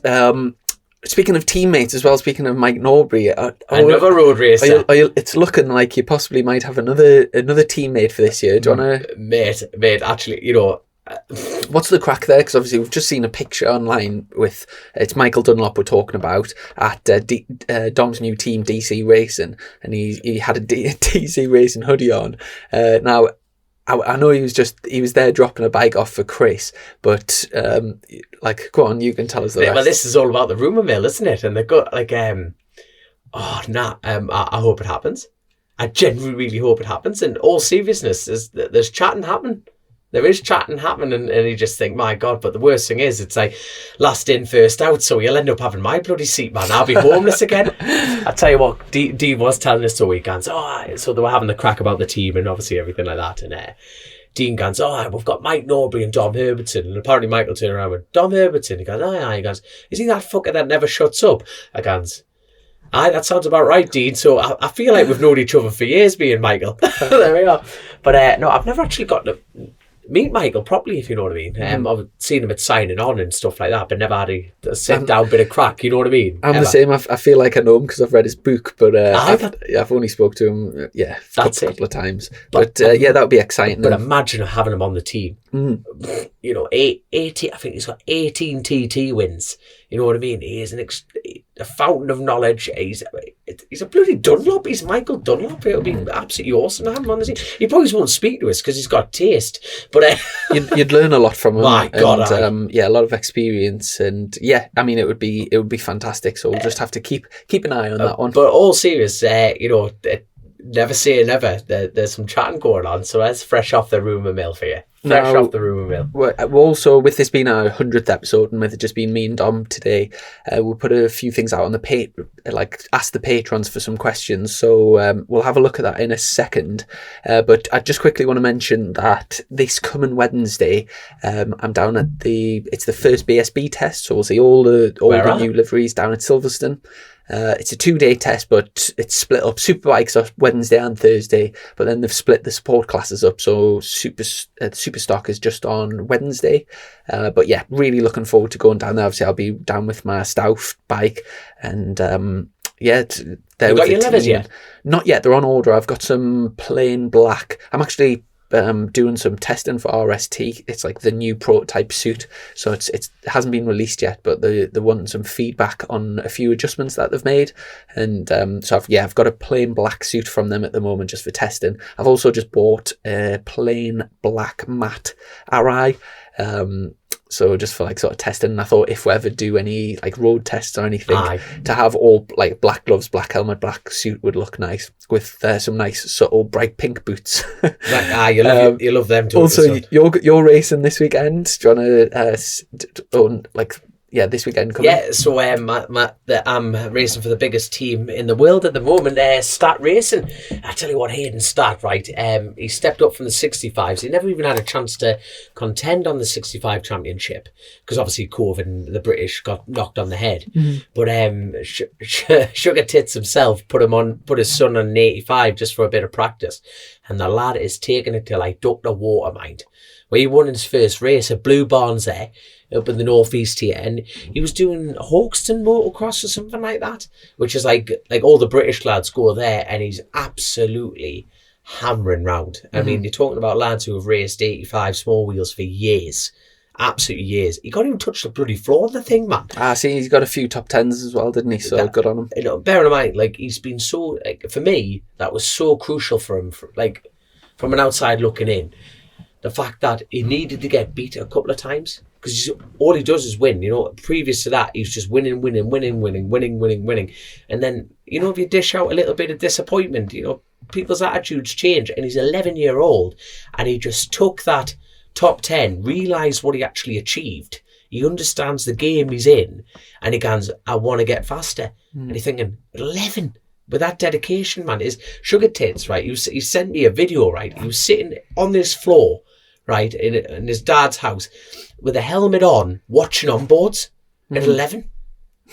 You know what I mean? If that's a lad who doesn't want it, I don't care who you are. Just something you've just mentioned there has just sprung into my mind. I remember years and years ago seeing a thing, like reading or hearing it from someone, and it was to be a winner, first you've got to learn to lose. And it sounds a bit stupid, but it's basically my winning spell must be coming because I've done some losing, son. So what you've just sort of said there, and I remember as a youngster playing football, and I remember in my team if we got beat, there's kids that would like you start not shake hands with the other players and like go off crying and whatever. And go pick your double, so nice. Their parents were actually proud of them because they thought they were like a real winner because they couldn't stand getting beat. And like I remember, like my dad always used to just say, like, whatever you do, you must be gracious in defeat and always shake the things. And I think that is important. And sort of touching on that of the motocross, you know, you do have to learn to like sort of lose. Well, no, to see if it, like, you know what I mean? Because again, his family of chucking, his whole family are chucking everything at him, you know, like what your parents did with you, and you just think, well, that is a very early sign of like, does he want it? Because if he just sat there with it, you know, spat his dummy out and went, I don't like it, and didn't progress from that, it's a waste of time, isn't it? Well, really, no. Yes, there's enjoyment, family, but like that. But as far as going to the next level, Hayden showed that. Immediately showed that. There is something I think we mentioned this on the last pod as well, about what it takes. Like, there's people that are really dominant when they're kids and then they sort of fade out of the sport. And maybe you've sort of touched on one of the reasons for that. When some kids I can think of were like ridiculously dominant in like 50s and 70s and whatever, and then within a few years, as soon as they start getting beat, they go out of the sport. Maybe not for personal choice. They might be, you know, through injuries or through financial things. But I'm just making the point. You might have sort of touched on something there. And it's an interesting. But it was like, for me, it was good because like it was just, you can just see the lad's determination, and I think he's got the whole British calendar, and he's learned that lesson early on, very early on. Mm-hmm. Sometimes too much too soon might not be such a good thing. But he's like, Hayden made the decision, and that's the best thing is, like, Gemma, his mom, and like what's his real name? Craig, Sugar Tits. he generally gives Hayden like the choice. We take the piss, motocross dad, because his son wants to go fast, and Craig has the tools to actually do that for him. Yeah. But you think it came to the day when his sponsors, Manchester Motorcycles, and all his sponsors around it, just said, "Look, son, the choice is yours. Do you want to stay with your 65, win a championship?" That's how simple it was. You had the full capability. You need lady luck on your side for any championship. You have a chance of winning a championship, or do you want to step up and go faster? And he just went, "I want to go faster." Mm-hmm. For me, that's hellish. That's a little bit of a worry I've got with, say Pedro Acosta, because he's 16. In his second ever year, and 16-year-old, he's won from the back of the grid. You cannot really progress this year. He's so dominant now, and then what happens if he keep that momentum going? Exactly. What happens if he starts to crash and then starts to go backwards? If he finishes second or third, it'll feel like to him he's going backwards, when in fact that might not be the case. So it's the wonderful world of motorsports. Getting a bit deep into that. I like it. On the patrons, we've got so many questions. But just to shout out, big thanks to our patrons, obviously, at this 100th milestone, the huge sort of... but they've all left bar one, haven't you? So they're a huge, engine behind the podcast. Oh, God, without the sponsors. Keeping us on the road. Oh, God, this wouldn't be happening. So thank you very much, patrons. Got a... So first one, Ryan Garside, biggest prick you've come across. No, him, without a doubt. His funky levers and his dodgy, and his brother with his big head. He's a bit weird. Like, I would like to answer that question. I would like to answer that question, but I feel like we've got a very privileged platform here on the podcast. And so who is it then? And it's a bit. Who is it then? No, I'm saying because of that, it would be a bit unfair because people don't have the chance to reply to it. So I would only call someone a prick if they could reply. In their face. So I'll reserve judgment on that one. I can't imagine you calling someone a prick to their face. Mike Orton, congratulations, Dad. It has been great to have been along for the journey. You've come a long way from the last days of sitting on the kitchen table through Skype and onto the mobile studio. What is your favourite episode? When are you going to air the first DC racing episode, and why is it so unsuitable? First of all, what's your favourite episode? It was Joe Ackroyd, but he's a prick for sitting us up, so it's definitely got out the window. I don't know. I really don't know. Shit, I've never listened to any of them back. Mate, they're all mint in their certain ways. You know what I mean? It's like, I tell you what, I don't miss the Skype days. Yeah. Like, that was such a raw beginning. That's how it begins, everything like that. But now, I really wouldn't enjoy doing a Skype one. Obviously, within reason, Dave O'Johnson's on the other side of the world, but you sit down, you have the crack, and it's just having that pub atmosphere. You know what I mean? I agree with you. Speaking of mind, on the Skype ones, I really enjoyed the first one we did with Christine Ind, Frozen Testicles. Oh, God, that was mint. That was funny. But I would probably say Jack Ride one for me. And the DC thing, it just wasn't suitable, like the language. I tell you, no, but all seriousness, that will get released on both our desks. Not just mine. Definitely, Chrissy, we're going to have to get the solicitors involved. Do we have a solicitor? We better get one, actually. Ash White said, please answer Ryan's biggest prick question. Ash actually bought my old van. He came here. Oh, yes, aye. And he's racing a Gen, I think it's a Gen 2 or a Gen 3 BMW this year, so good luck to him with that. He's actually got the Motorbike Pod logo on his bike, so thanks for that. So it's not Chrissy driving if anyone's trying to nudge you off the road. There you go. Ted the Head, well done in reaching. Ted the Head. Well done reaching this milestone. No TT pun intended, lads. Really look forward to each new show. I reckon it won't be long before the show goes into an even bigger venture for yourselves, the new Ant Deck Law. So that's not much of a question, but thank you. Thank you very much. Yeah, no pressure. Very kind. Mark Reynolds is a very long question. That prick thing. There's about 6 questions in one, but I'll quickly read through. First off, happy birthday, lads. I'll be up for a slice of Colin the Caterpillar cake later on. Have you seen that crack in the news? No. Colin Caterpillar, where I think it was M&S, had a legal case to knock it off Aldi, but Aldi have been doing piss takes, putting it in little jails and stuff like that. God, let me out and stuff like that. That's been crack. Get with the news, Chrissy, man. From all the podcasts you have done, what has been the one highlight? What question did you not ask a guest that you now wish you had? There's loads. What 3 guests would you like to interview together as a group? They can be absolutely anybody from anywhere and any class of racing. What has been the hardest thing about chasing the racing? What has been the most rewarding thing to come from doing Chasing the Racing? What is your ultimate dream ambition for Chasing the Racing as a brand? To have your own Netflix series, team owners of your own racing team in BSB, World Superbikes, MotoGP roads. First of all, I would I'll quickly jump in there and say definitely one of the best things that's come from doing the show is, well, as a general thing, people that we've met and made contact with. But I just want to say a quick shout out. The last round of last season had two guys come with the both our patrons, actually, Dave and Ian. And Ian did a short, like, it was like a 5-minute video, but a very professional clip. Mint soundtrack. And yeah, and Dave is doing a full documentary which has just been released, and the trailer's on YouTube. I'm sure you've seen it on social media and stuff. But that's coming out really soon, and it's an hour. I can't tell you how much effort that Dave's put into this. But that started off as like, it was only going to be a little thing, and Dave has just gone, and the only expression for this is balls deep. He has gone down the road on it. Like, he's been up and down the country for weeks and weeks and weeks. He's literally interviewed so many people, my surgeons, my physio, all team bosses. People are going to watch that just for Piggy, you know that, don't you? He's really put his heart and soul into it, and that's going to be aired sometime soon. Lots of people keep asking us where and when.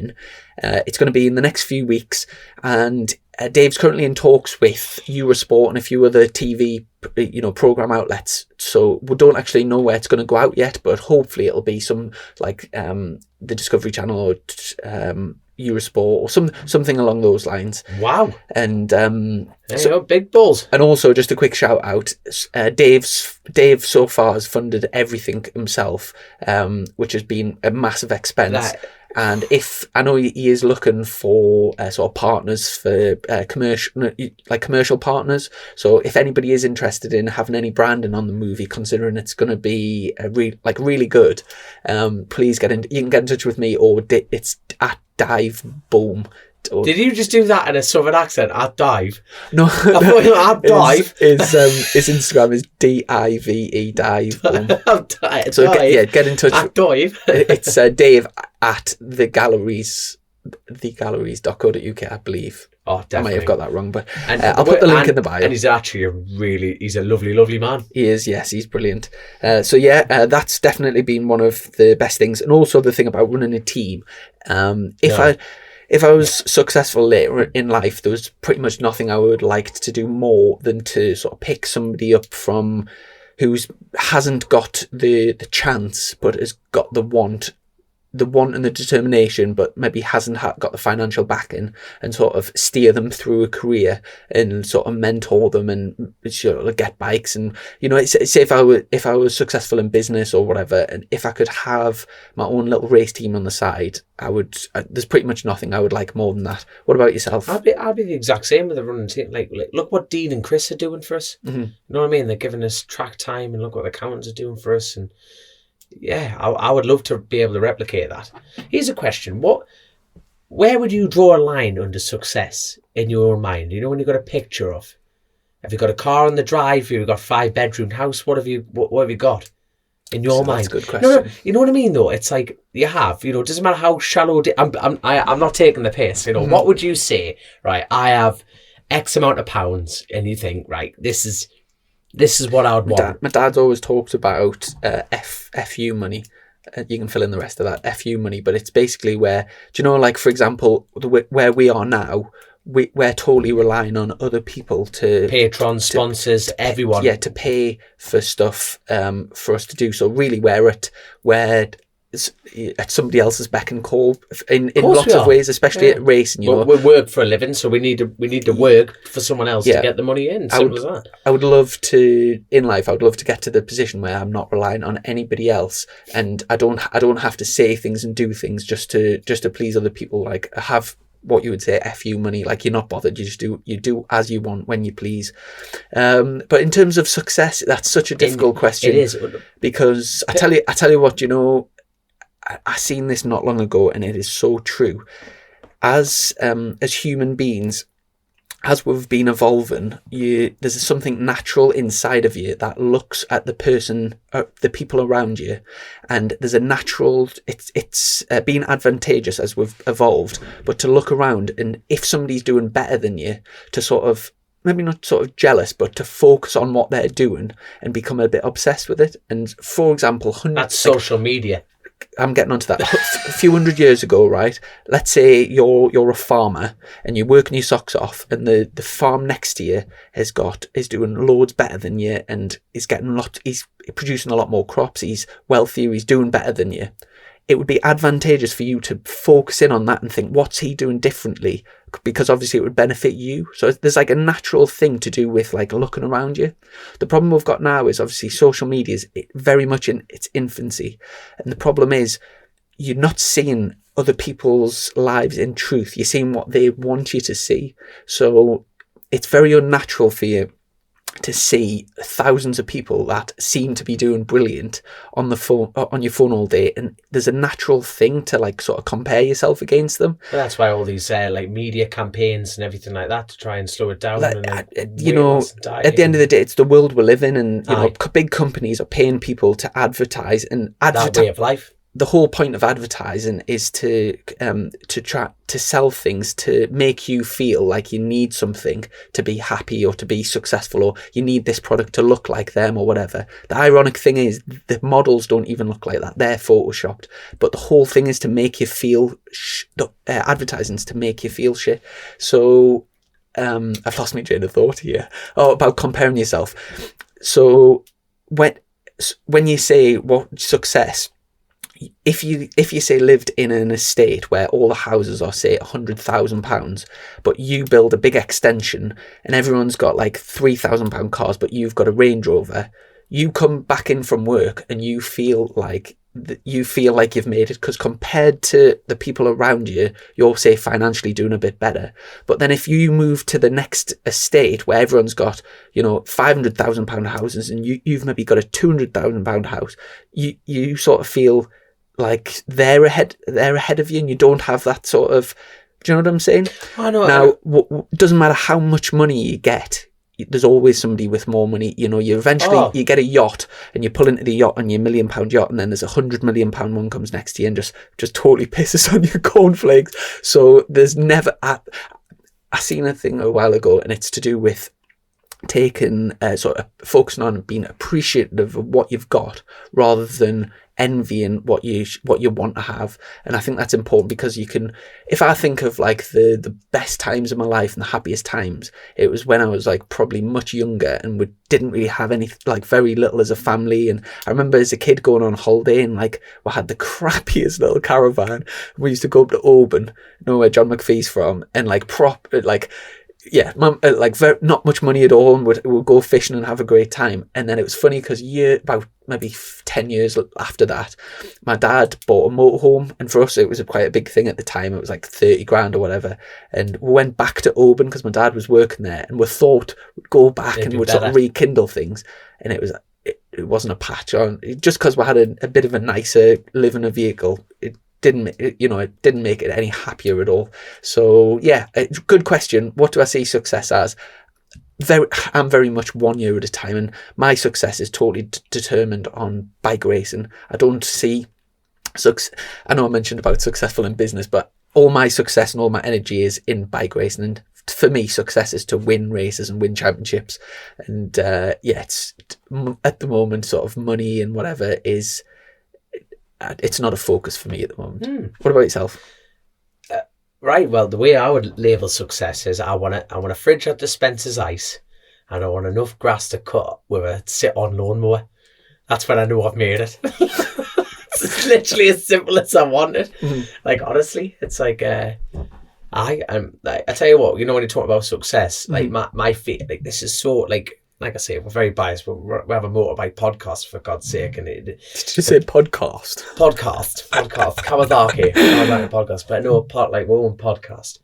And you just think, my fear in life is not being able to afford to go racing. That is generally my only fear, you know what I mean? I work my arse off, just, you know, I pay me rent and I pay everything, you know what I mean? And I'm very lucky that I've got the people I have in my life, you know what I mean? But I'm scared of having to stop racing. Financial more than anything. Yeah. Not the injury side, but no, that's how I would label success, you know. Racing very much the first thing. But no, if I could earn enough money to get enough grass to cut with a sit-on lawnmower and one of them fridges Like, you put your cup in and dispenses ice. And pay for your racing.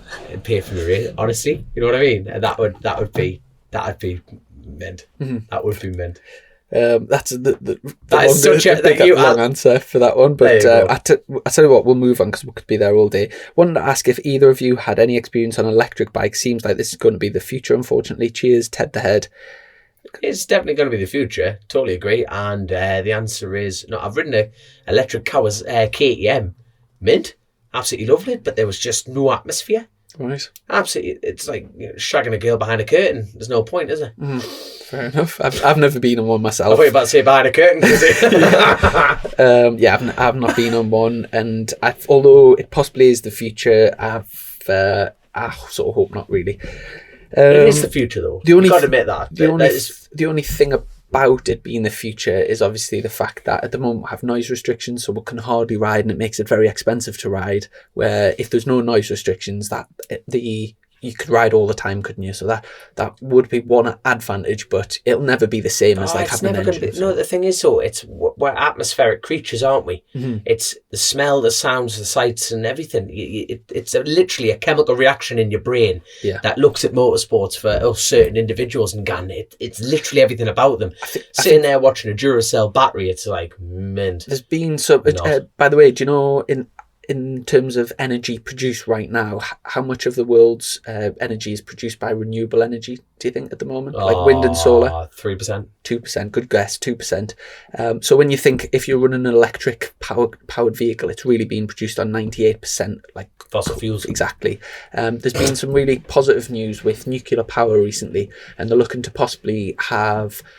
There's a new... do you know the biggest issue with nuclear... Chernobyl and Ramsey Hairpin. Yeah, Move! The biggest issue with nuclear power is nuclear waste, but they've found there's new technology which sort of does... It's a liquid and dissolves the nuclear waste, and it basically... They've had that for years. I call it Whitley Bay. It solves that problem.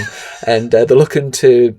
Basically, if you had a nuclear power station the size of a house in every city, that would be enough to power and it's totally clean as well. So I'm more hopeful along those lines, or like hydrogen or something, rather than the idea that we're going to be powered by like wind and solar. I'm still heartbroken they're going to stop selling diesel cars in 2031. I'm heartbroken. Ian Higginson. Ian very kindly did that movie at the end of the last year. Irishman. Well done, boys. Some going. Ask Dom if he is making a trip to Barry's Bargains before Oliver's Mount next month. Was some weird and wonderful things in your garage at Brands Hatch, Chrissy, and I'm expecting the same level of product. I've never been to Barry's Bargains. Need to get there. It's in. Are you sponsored by them? I'm not, but I should be. You should be. The amount of plugging you've done. Lovely shop in Concert. Like everything's £5 for £1, and it's although it's slightly out of date, it tastes the same. It's slightly out of date. No, it's coming up to the end date usually, but 10 minutes. Yeah, it's some mega bargains. Mel Gantley. Congratulations, lads. That's quite an achievement. I'm happy to have been along for the ride, and I'm looking forward to many more episodes ahead. As there are guests you've had on your wish list for a while, but for one reason or other haven't been able to have them on the show yet. By the time you reach episode 200, what goals do you each hope to have achieved in your racing careers? And bonus question, I'll be starting a podcast of my own soon, so would you both be willing to come on as a guest?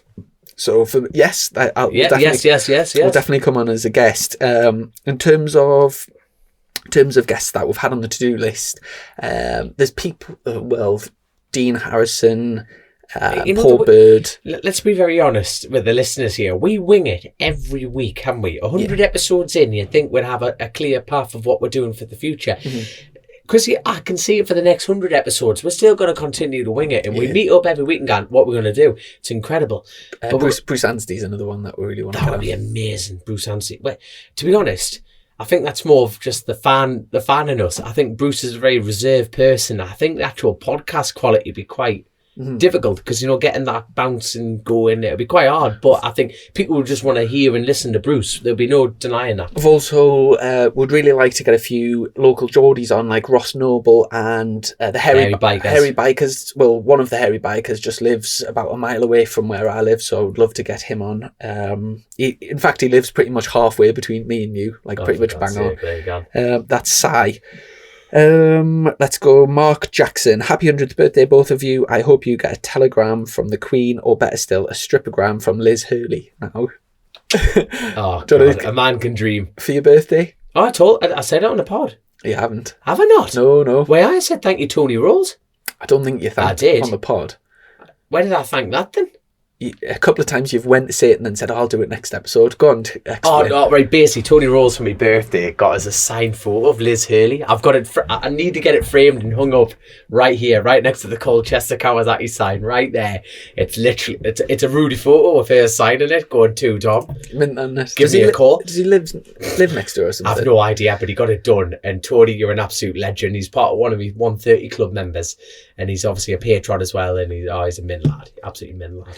We've got Rich Gibson. Happy centenary, boys. Some podcast you've created mind absolutely class, and I genuinely look forward to seeing what each week has in store. My question is a two-parter really. Track days, gaskets, and the lack of testing time. How can track days be improved, and do you think more need to be reserved as ACU road race licence holder days only, so not to intimidate the sort of folk who like to put the bike on the side stand and stop for a casual chat with their mate at the foot of the mountain? I tell you what, he's hit the nail on the head there though, because you notice there's not a single, 10%? Now, correct me if I'm wrong, that is from an outsider looking in on a normal track day. There's not many of them that just kick the side stand up, is there? Everyone's turning up with the vans, with the tyre warmers, with everything, because it is like a miniature race meeting them. I know every track day firm out there will be screaming at this podcast going, don't say that, but that is the truth. Everyone is out there to go fast. That's the whole point of doing a track day.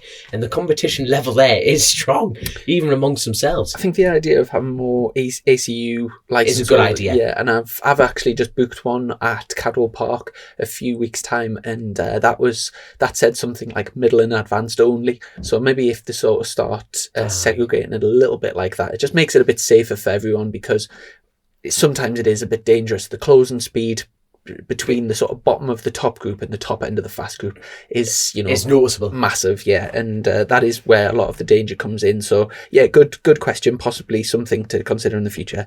Wayne Sherwood, congratulations guys. So who would you like to interview most, and has anyone who's too much of a superstar declined? We've only had a few people decline. Paul Bird was one of them, but he just said it wasn't really his thing, his cup of tea.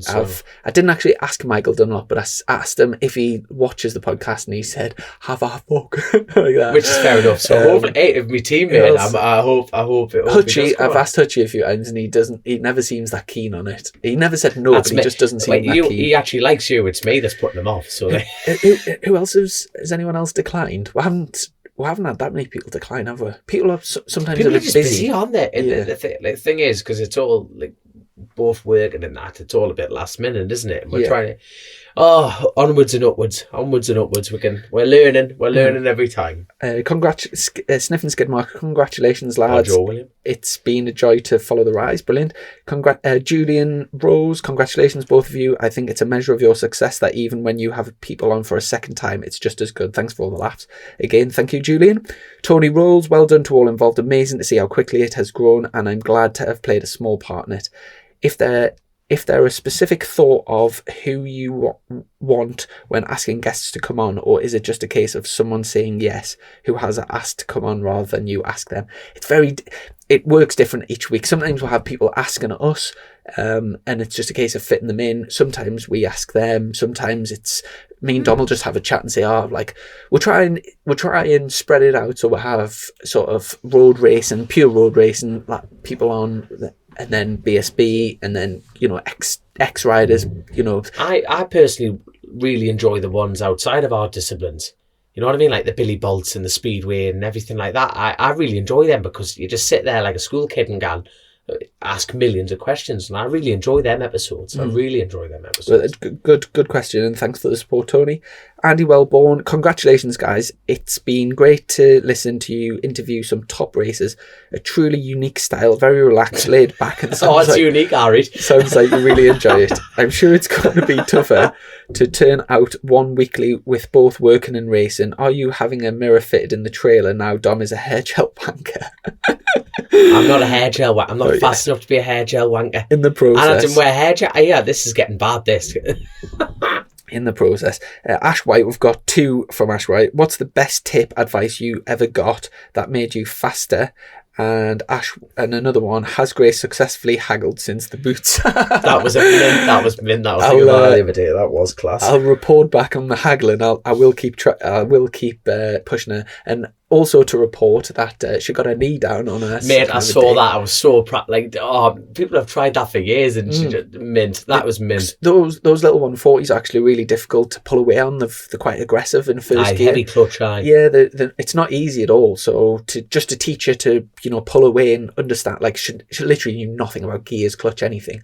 So it was a bit sketchy at first in the paddock, but then once she got on the track and sort of got it in third gear, and you could see her getting into it. And then in total she's only probably had a couple of hours on the bike, and she started leaning it over. Yeah, so I gave her a few tips and just kept gently pushing her, and to see her get a knee down, it was literally so good. Wait, it was her reaction more than anything, bouncing her head like it was over. She was chuffed a bit, bless her. So. How old is your sister? 15. 15. How many 15-year-old lasses are out there on the first day on a motorcycle and getting the knee down? Fair play. Tremendous, yeah. And also, the best tip, advice you ever got that made you faster? Is anything? I'm still waiting for you to give me some advice. Yeah, you haven't even walked me around a lap yet. And yet, like, seriously though, Chris, like, you can actually tell me a lot, and it's mint, and I just want to soak that information in like a sponge from you. But that's a really good question. I've had so much advice over the years. To pick one thing, I'm gonna have a think about that now. I'll put it back on the next pod. I'll maybe come back to that one. And also, I did put ask for some questions on our Instagram page. So I'll have a quick look at that. Other than the motocross, when are you next out on the big bike? Oh God, Snetterton with the DC lads again. That's the following weekend. Pete Hickman's there. In the GP1 with Brian McCormick there as well, so all the rock stars are getting out to get the track time in, so there we go. No, it'll be good crack, man. It'll be really good crack. I haven't done any sprint races yet, so I've only done the endurance race, so I'm looking forward to actually just doing some like 15 lappers, getting my head down and getting stuck in properly, so really looking forward to it. Fantastic, man. Let's have a quick look through these. So there is literally loads to choose from. Lee Eubank asked what the new ZX10's like, which I've already talked about.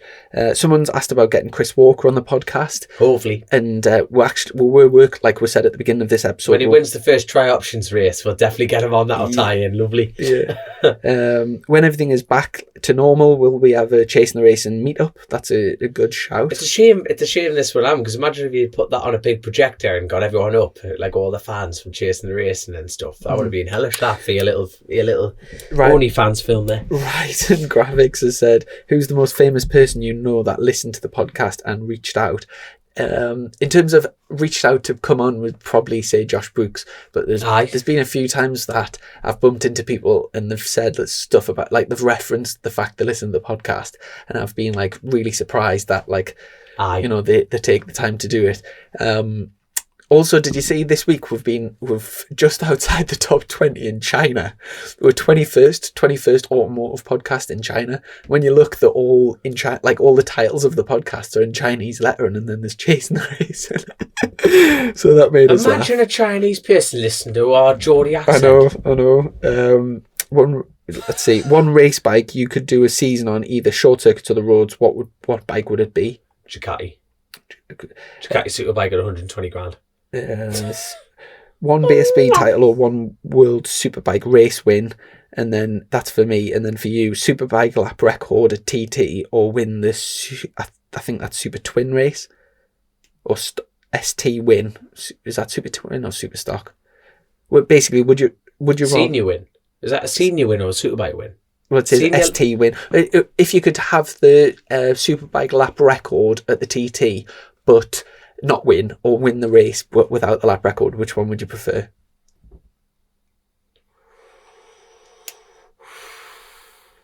The trophy to say you've won a race is good, but or the fastest man. But you see, the world. The fastest, like Pete Hickman's, like, he's the world's fastest man at the moment, and you just think you can't share that. But laps are there to be broken, but you were at the top of the food chain for that bit. You know what I mean? That year with that everyone there, everything like that. I think I'd go for the lap. I'd definitely go for... Oh. Go for a lap speed. I bet you get a nice watch if you win. So I will not... While I'm dispensing ice out of my fridge like that, I'm just going to go on my lawnmower naked. Daytona 675 Ash. What's the biggest opinion you had that has now changed due to having someone on the pod for both of you? That's a great question. So, like, what preconception did we have that then changed after we had someone on the podcast? Is there anybody that you thought was like a massive bell, and then when we've had them on the podcast, you've like been surprised at who? Do you want to say who they are, or would you prefer not to? Massive bells, not that way, far from it.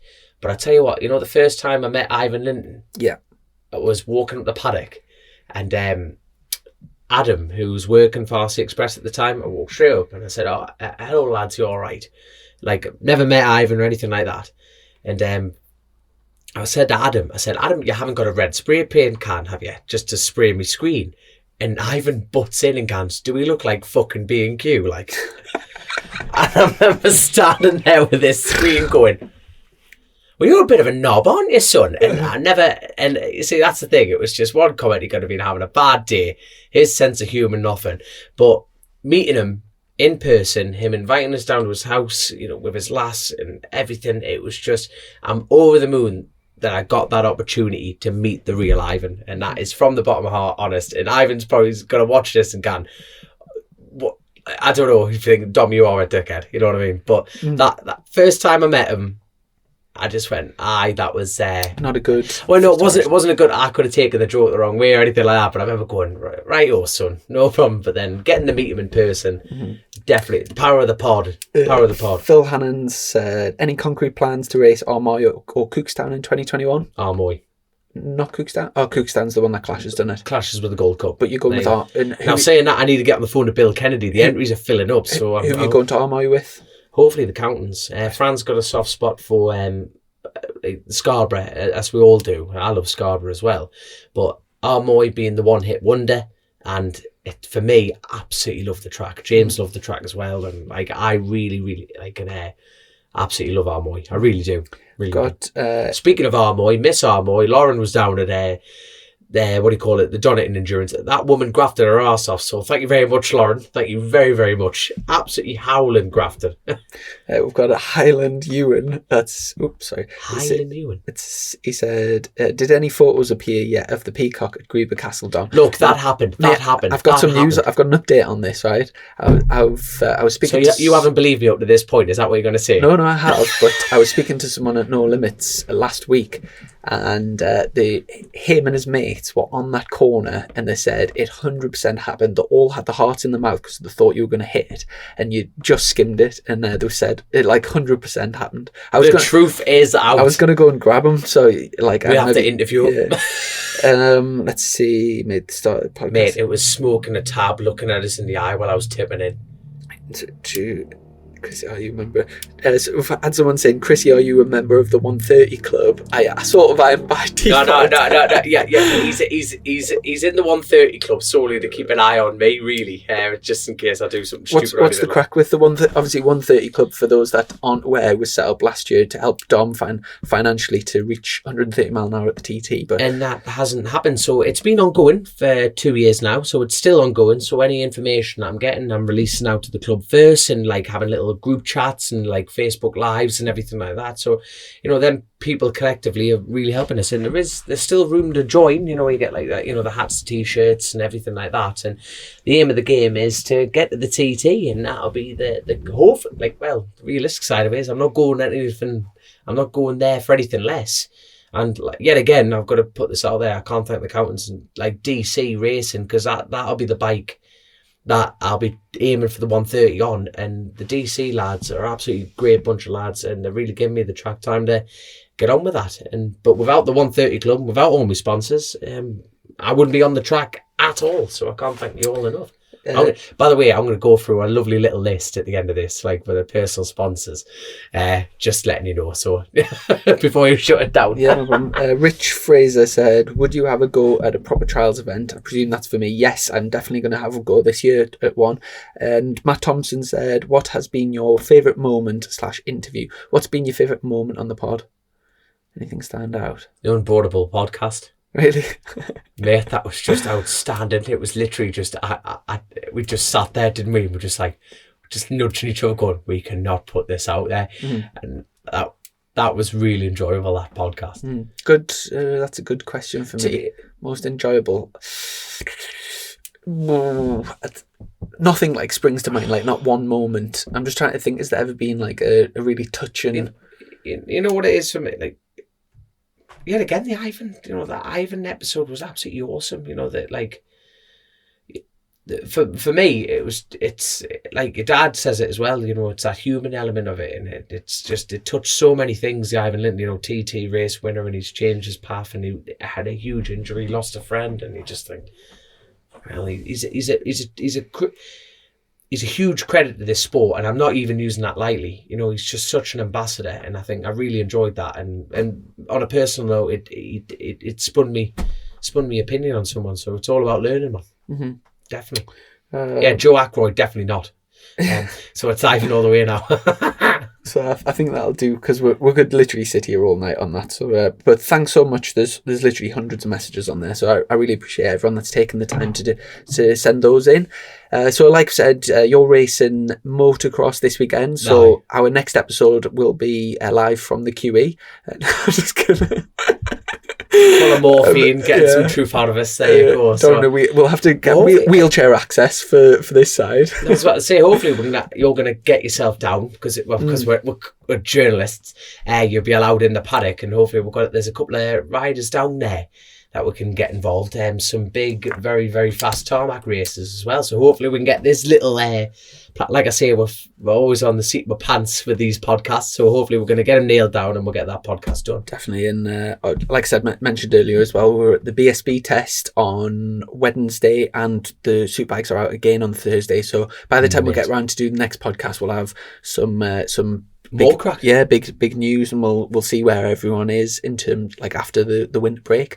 Did you say you've got something to finish the show? Yeah. So basically, I've just got a list of people who've stuck with us, you know, for this year, you know, like, and I can't thank them all enough. And you know, the thing about sponsorship, it's never just about the finances, is it? You know what I mean? People support you, not in just financially, you know, fixing cars and fixing bodies and all sorts. But can I just say as well, one of the things was what's like favourite moment. I must mention this because you've just said it.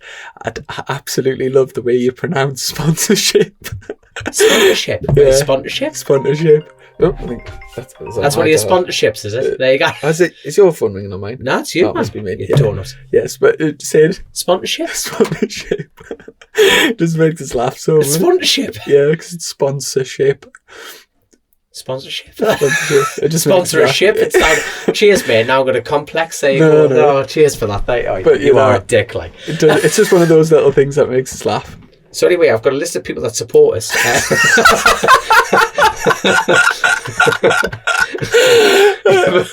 Fucking hell, man. Fucking, if you were a dog, I'd have you put it down. I swear to God. I'm not even going to do it.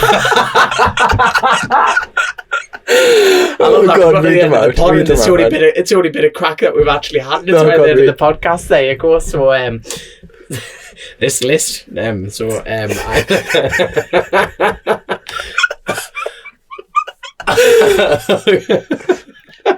Right, so you've totally taken the shine off this.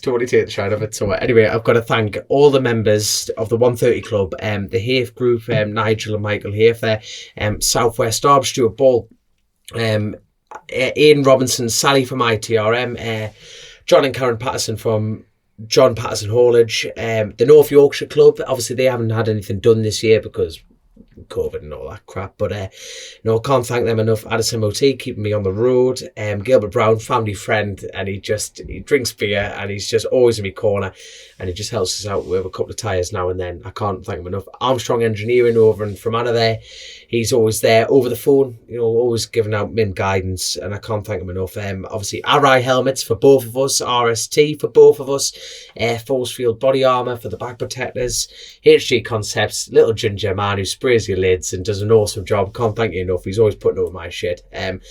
Bunch of Geordie Bellheads chasing the race, and this is obviously keeping us up there, mate. And thank you for putting up with us for 100 episodes. I still want to punch in the face after that comment, Mike, but there you go. Belgrave Motor Company yet again keeping us on the road and keeping us in tyres. Alan Winterburn yet again. Hugh Barris for all the work. I can't working with him for years. Tree Heroes again, and 2 new lads that have come on board for this year, even with the difficult times. SS Plant Services, they're based out of Scotland there, and so they built fix heavy goods, and they fix plant machinery for railways. 2 very busy lads, Jason and Ash Stewart there, and I can't thank you enough for them 2 coming on. But there's always room at the inn, and there's support is always welcome. So if anyone wants to get in touch with me or yourself, that'll be awesome, Chrissy. That's it, yeah. And that was my list of supporters. We're both mega busy. Loads of racing this year. Obviously, a bit of road racing for yourself and loads of short circuit, and same for me. So, yeah. I guess it's 100th episode, mate. So thanks very much. I know it's obviously just been me and Dom in this episode, and we've sort of been rambling about loads of crap. But I will just say, there's not many people that this would work with in terms of... It still doesn't work. No, but I'm still trying to make it work. And the amount, late nights and logistically, people don't really see what goes on behind the scenes. And, one of us will get an interview, but it'll be 300 miles away and the other person just jumps in and whatever. And there's a lot of late nights, a lot of, we'll arrange things really last minute and whatever, and it's been relentless, but it's something that I've really enjoyed doing with you, and here's to another 100. And, the sweat running down my spine now. Oh God, another 100, son. Jesus, there we go. But no, yeah, mate, it's meant, and we just need to keep it going, son. And big thanks to all of our patrons, everyone. Obviously, we've got merchandise on the website. Anyone that sort of buys that supports us that way. We've got our sponsors, Colchester Kawasaki, and really, really all the kinds of rich energy. We can say all night. That keeps us awake. Keeps us awake on the drives. Aye, there you go. But no, I can't thank everyone enough. So you've got GR Motorsport to thank. I've got Davies Motorsport. I've got DC Racing, Counting Racing, and Cy Motor for little bits of pit biking. I'm hey, on your trailer for your your film, it's, you're 100% right. You can't take anything for granted in this game, especially in this life, and you just think fair play to your son, and let's just keep the game going, son. Well, thanks very much, and take care. See you in a bit. Bellend. Click, buy, deliver with remote purchasing from the 2-time Motorcycle News Dealer of the Year, Colchester Kawasaki. Proud sponsors of Chasing the Racing.